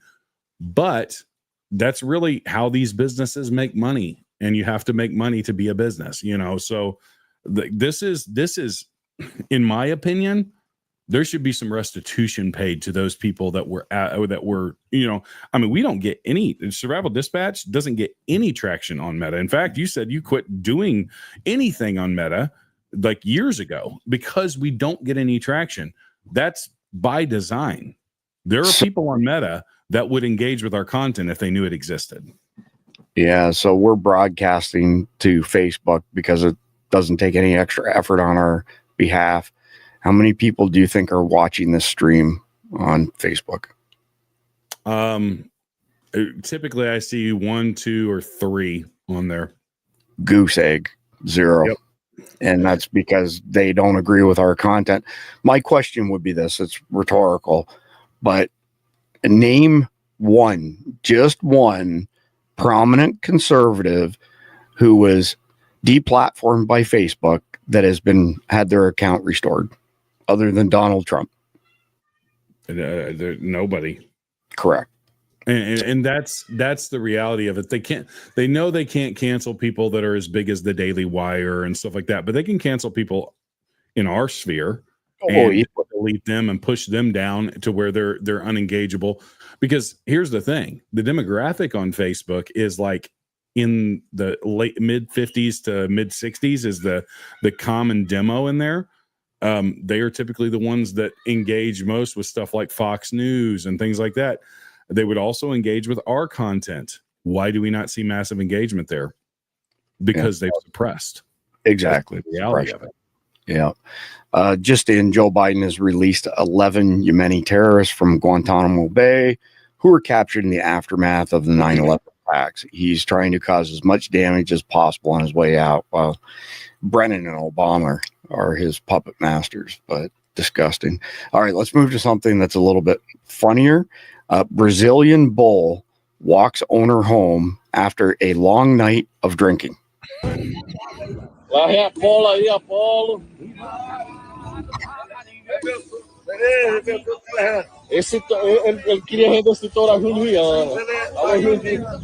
Aí, eu tô ficando lá pra casa, gente. Aí, Juliana, seu touro aqui, ó. Valeu. Olha, galera, é o boi que tá levando pra casa, ó. Tá bêbado, tá bêbado. Aí, ó. That is some funny shit right there. That bull acts like he's done this a time or two. Yeah, boy, howdy is he ever. New former Georgia Lieutenant Governor Jeff Duncan has been formally expelled from the Georgia Republican Party. Duncan endorsed Kamala Harris for president in 2024 and has been attacking MAGA Republicans. What I want to say here, and we've said it before, but I'm going to keep saying it because somebody in the comment section will have a snotty comment if we don't say this. Republicans, Democrats, two different sides of the same coin. We are not Republicans. We don't support Republicans. We support conservative, libertarian, lowercase L, patriots. And MAGA kind of falls under that umbrella. But good to see that one of the bad guys got tossed to the curb here. All right, next one up, breaking the House is voting on the Laken Riley Act today. It will ensure illegal aliens like the one who killed Laken Riley are detained and deported before they can commit heinous crimes. The bill will require the detention of any illegal alien charged with theft or burglary. It would also give power to attorneys general to sue the U.S. if they can prove their state is being harmed through non-enforcement of immigration laws. Senate Majority Leader John Thune is also moving on the bill. Both chambers hope to pass it and have it ready for Trump ASAP. And as we already reported, the House of Representatives has already passed this bill. So definitely a step in the right direction. I love how the Trump admin is being proactive in getting this stuff lined up and ready for a signature. Way better than an executive order that can be wiped out, actually having formal legislation pass. All right, next one up. This is from someone in Great Britain. So people have had enough of Elon Musk interfering with our country's democracy when he clearly knows nothing about Britain. It's time to summon the U.S. ambassador to ask why an incoming U.S. official is suggesting the U.K. government should be overthrown. Elon Musk's reply, what exactly do I fail to understand about your failure to stop mass rape of little girls in Britain, you sniveling cretin? So this is one of the occasions I agree with Elon. I'm not Elon's biggest fan, and I've stated that many times, but I think he's on the right side of this one for sure. In a similar vein, did you know this, John? The Queen is dead. Oh, no. Oh, no. Too funny. So actually, the next one here, by the way, relates to Elon Musk. So, Rosie O'Donnell and the rest of them are complaining that nobody voted for Elon Musk and billionaires shouldn't be interfering in our government. So the caption that went with this picture is that Alex Soros appears to be collecting politicians. I mean, he runs the Soros Foundation now, many billions of dollars at his disposal, but it's okay for him and his father, George Soros, but not okay for someone like Elon because they disagree with his ideologies. That's crazy stuff. All right, check this out. And this is good. Okay. So Klaus Schwab, leader of the World Economic Forum, column 1, Elon Musk, column 2, carbon tax. Why carbon tax is crucial to curbing climate change. That's from the World Economic Forum. From Elon Musk, it is high time there was a carbon tax. Universal basic income. 4 reasons cities should embrace universal basic income from the WEF. From Elon Musk, as a reminder, I'm in favor of universal basic income. mRNA injections. 3 tactics to overcome COVID-19 vaccine hesitancy from the World Economic Forum. Elon Musk, to be clear, I do support vaccines in general and COVID vaccines specifically. The science is unequivocal. Transhumanism, so putting mechanical parts, computer parts into our bodies. Would you let your employer implant a microchip in your hand? These workers have. That's from the WEF. From Elon Musk, creating a neural lace is the thing that really matters for humanity to achieve symbiosis with machines. And one world government. In his talk at the WEF, Elon Musk discussed how society needs to work together to create some kind of world government. He stated that this would be necessary to address the challenges currently posed by climate change. John, you want to make any comments on this? Yeah, and I will. I don't know all of the dates. It looks like most of these are older tweets of his. I know that, and I do give a little bit of grace for what Elon has done recently. The X stuff that has come out recently with a score. You know, if there's not some changes to that, he's going to lose a lot of my support on that. I think in general over the last year, he has hit more home runs than he has struck out. But we also have to remember, this man was not brought up in a conservative world. He's not, a man of faith by, in any stretch of the imagination. So we have to be careful with that. And there's nothing wrong with this. I'll call balls and strikes on Elon Musk all day long. We just put up a post where we agree with him. I'll agree with him when I agree with him, and I will push him. I will push him back on him when it's needed. I tagged him in a tweet on X about my X score, which ironically is the same as Chris's, who has this up. We're both a 38 on our X score. Everybody is a 38 with very few exceptions. It's really interesting, that number. I don't know what that equivocates to. And I'll say this, like I said a couple of nights ago, I think this is partially they've turned over a lot of this stuff to AI.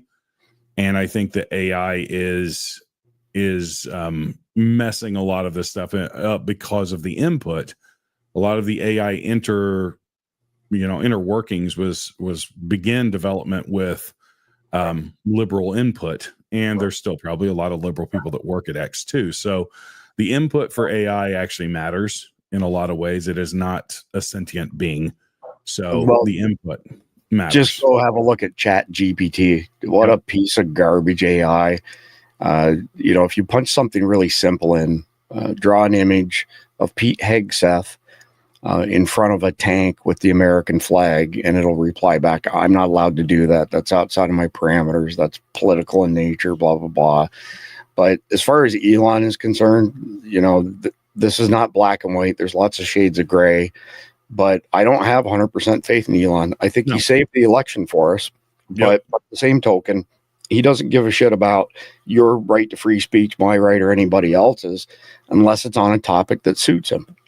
Well, and this is the thing that kind of blows my mind. How much negativity has he been pushing out through his own tweets?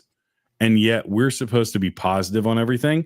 Right. Now, I agree with the negativity that he's been pushing out on the child rape in England, but that's not positive stuff. You're not saying anything positive. I guarantee you your X score is not 38. And that's the thing that bugs the snot out of me. Him saying that if you post positive stuff, you'll be rewarded with a higher X score. The higher your X score is, the more likely your content will be exposed to people. It is a crock of bullshit, man. We don't live in this rainbow world where everything is pleasant and nice. And Tim Pool, as I mentioned last night, manipulated this. He spent the entire day blowing sunshine up people's asses. And he went from something like a 42 to a 100 on his social credit score, his X score. This It's garbage. It's bullshit. Yep. This is specifically why our good friend Todd Callender and my team are building Cloud Hub version 2, which will most likely be called Liberty Club. I think that's where we're going to settle on the name.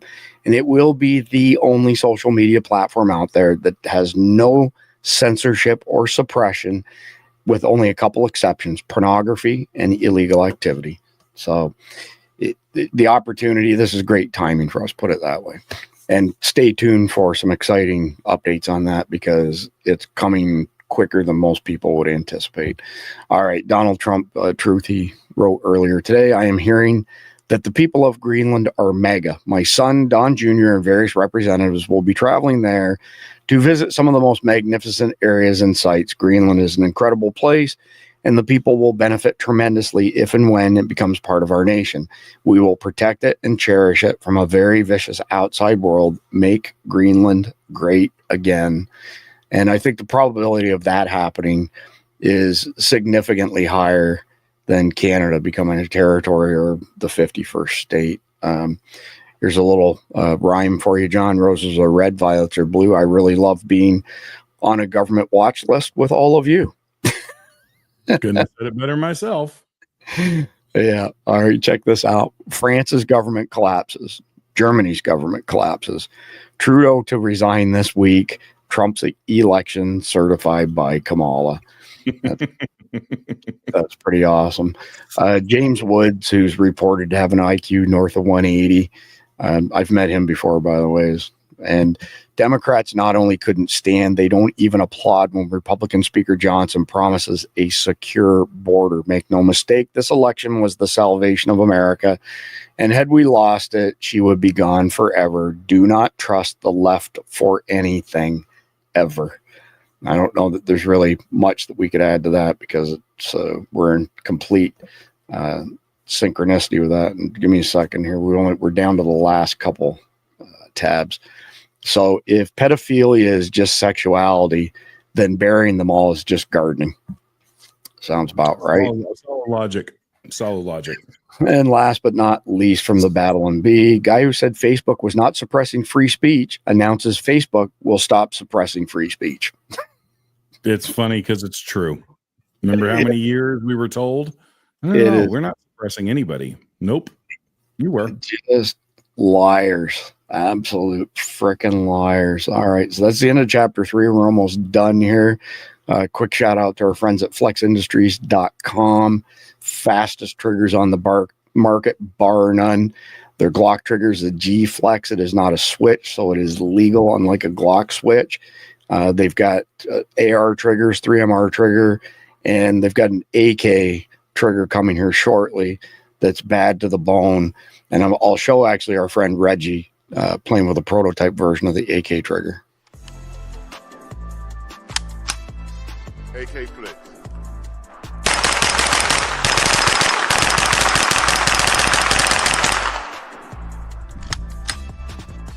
AK Flex. The crazy part about this thing, it can fit in all platforms. This right here is in a 9mm. We running in the 7.62, 5.45, short, even in the Draco, the long 16-inch.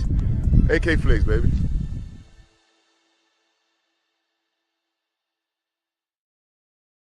So there's a link down below in the description, flexindustries.com.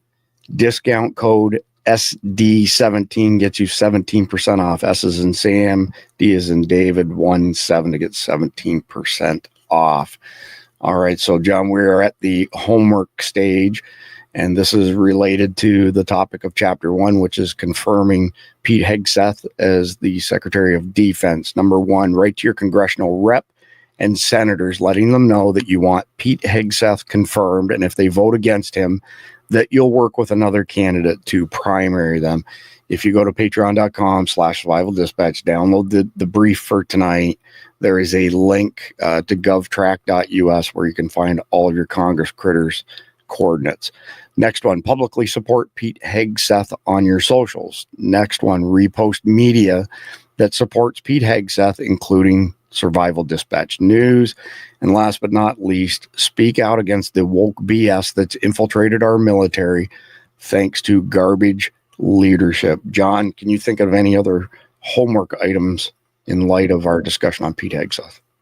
I think it's just really, we've got to start applying pressure from the grassroots area and pushing up. You know, it's like what we were talking about earlier or last night with going to your school boards, doing all that kind of stuff. This is all important stuff to get the agenda pushed forward, and it starts at the local level. But, you know, being involved and being connected to this stuff is worth it all, because it's the active and engaged minority that changes things. And that's the truth. And that's how this country was founded. The vast majority of people didn't want to go to war with England to form this country, but it was that motivated, small percentage that actually got things done and got it done and created the country that we have. So we continue to fight, we continue to engage, and we engage on the battlefield of ideas. And that's what we have to do. Well said, John. Before we get to the conflicted question of the night, tomorrow night's episode, 7 p.m. Eastern, as per usual. The topic will be whatever is at the top of the news cycle tomorrow. The same goes for the following day, but Friday we have JJ Carroll coming back to give an update on the border. The CEO of investusa.org, which means protect a vest, not investing your money. Michael Letts will be joining us as well. He's got an incredible operation where people donate money. It's a 501c3. And then they turn around and they give these badass titanium plates and carriers to law enforcement officers around the country. Shocking number. Less than 50% of law enforcement officers have body armor. Vast majority of the time, the only time they have body armor is if they buy it themselves. So Michael Letts, his mission on doing that's phenomenal. And then Saturday night, we kind of have a follow-up to tonight's episode with some very high-profile women in our military, including Amy Forsyth, Teresa Carpenter, Jennifer, whose last name escapes me. But these are super high-caliber, high-profile women in our military. Amy, in particular, has hosted shows on Fox News. Her resume is absolutely amazing. So one quick plug for our Patreon, patreon.com/survival dispatch. 50% of the content is free, but for $9.99 a month, you get all of our daily situation reports, which is essentially a highly curated publication. Ballparkish, the team that puts that together reads over 1 million words per day in articles. Myself, I read 250,000+ words per day. I actually wrote a piece of software to track that at one point in time. You get access to exclusive behind-the-scenes content, access to our private encrypted Signal chat. So if you sign up, send an email to support@survivaldispatch.com with your phone number after you install Signal on your phone, and you'll get an invite to that group chat. The volume of intel and camaraderie and intelligence being shared is just, it's phenomenal. You also get our 228-page essentials guide for free. So we have 36 e-magazines. They're $9.99 a piece. If you sign up, they're $4.99 a piece. And the essentials guide is basically all the highlights from those 36 magazines. You also get early access to content. And want to quickly mention at the end of the daily sit rep, we've added a restricted section for content that cannot be published on YouTube, Facebook, etc. And we've also put together a list of vendors and products that we endorse with discount links and discount codes. It's about 2 dozen. We have a formal relationship with over 300 vendors, but those 2 dozen are the ones that we can really firmly get behind. That's it. Just the conflicted question. John, how are you preparing for scenarios where both food production and water supply cease to function in your area? That's a good one. So I have the ability to catch rainwater and purify it. I have a couple systems in place for that. And I also grow my own food. I have also locally sourced a lot of my food with some veteran friends of mine that have cattle and pigs. And so I generally think overall my and I speak this with more confidence than I did about my power the other night. But I generally think that I have some fellow patriots. My I guess you could call bug out location is at one of these places where there is live animals available, and I'm a part of the security team for our group. That if things got really bad, that's where we go, and we hold up there. So I'm not as worried about that. For my house, I always have a store of 3 to 6 months worth of food, whether it be freeze dried options or canned options. I do a lot of canning. Haven't as much this winter. Typically, the winter is canning season, but haven't as much this winter just because of the amount of things I've had going on. But that's something, I have a couple of months worth of food that's already canned in jars in my house. So it would take quite a while for us to run through the food, but that's always stuff that people should think about. Because the reality is as we found out with the supply chain issues of 2020, anytime that there is a storm, like I just went through a winter storm, the shelves were bare the day before. I had to go in and get a couple of things, just like a gallon of milk kind of thing, the milk and bread thing. The shelves were so bare because people just panicked. And that's when you start to realize, man, there's not a whole lot outside of what's on the shelves in the grocery stores. Yeah, well said. So I've just had a couple quick comments. Number one, we have a ton of food stockpiled, a bunch of it in the freezer, but we also have 2 freeze dryers. So we have a ton of food that's been freeze dried, just needs to be reconstituted. My wife does canning as well. She's got this really cool machine where you can put even like uncooked drumsticks in oil and a mason jar, and it sucks the lid down so tight, and then you put the spinner on the top. So we've got stuff like that. We have a gazillion different ways to purify water. And on top of that, we've got water bobs where we can fill our tubs full of water, which we do before a hurricane hits us, because having no electricity sucks balls here in Florida. Hurricane Matthew, for example, which is 2016, 2017. We had no power for 3 weeks, but we also had no water because the sewer main burst next to a water main. The no water was a bigger deal, right? Because how do you flush your toilet? How do you personal hygiene?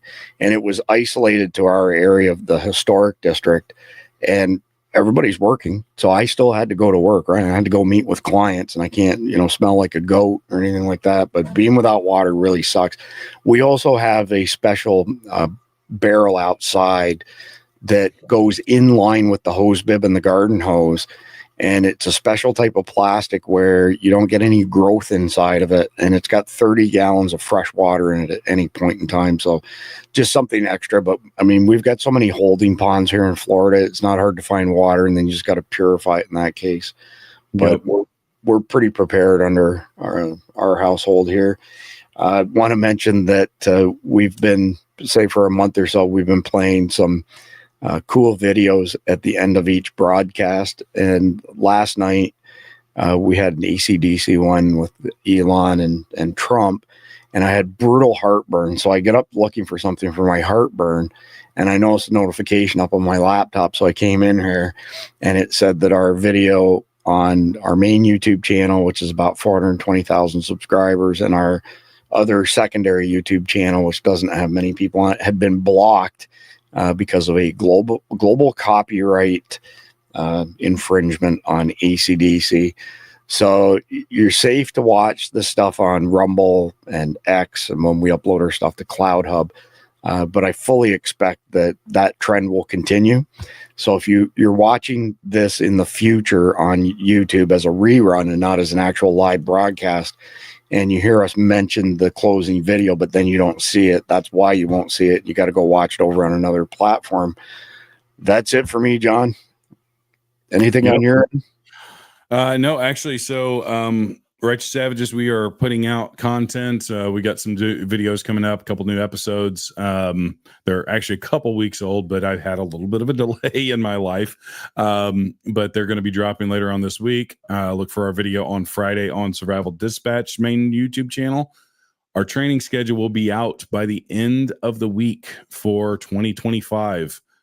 Guys, there is no better opportunity for you guys to get some training. We also have online training that we are currently diligently recording with myself and Dave as the instructors to give you guys some tools you can use if you can't make the trip to Southern Illinois. And that's going to be available on both our Patreon and for outright just purchase. If you are a Patreon member on our Patreon, you get it for free. And who knows, maybe some of that content will end up with Survival Dispatch as well. Just because we want to give you guys everything that we possibly can. We believe that training is key to survival in any kind of situation, whether it be weather related or whether it be life and death, terrorism, that kind of stuff. With everything that's going on in the world, you guys are well aware of it. Do not skip the training aspect. And I know that some people don't like to hear that, but you're never gonna survive unless you train. And train your mind, train your body, and we'll have that available. So we hope to see some of you guys in our classes this year. So other than that, that's all I got. Just to answer Kanzi's question, this is not online training. This is in-person training at the range that John and his partner Dave own in Southern Illinois, Tombstone it's called. And just to quickly answer Lenny's question, that is a water bob. So it's essentially a liner for your bathtub.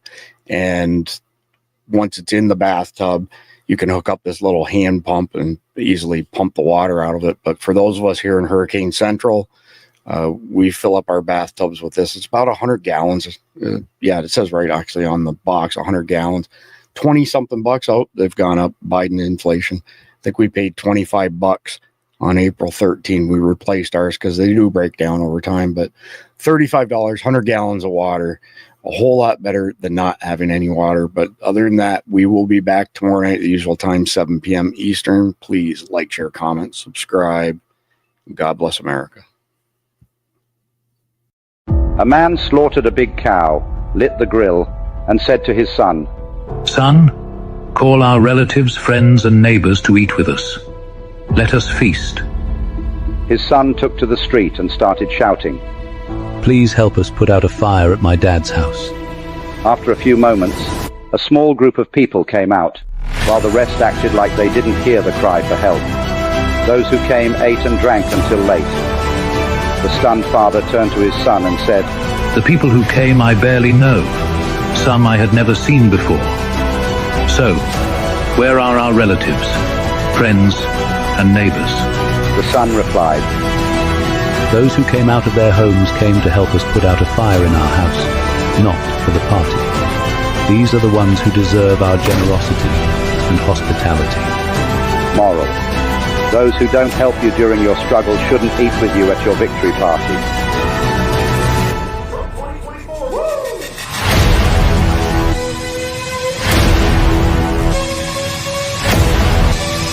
This is where we hold them. This is where we fight.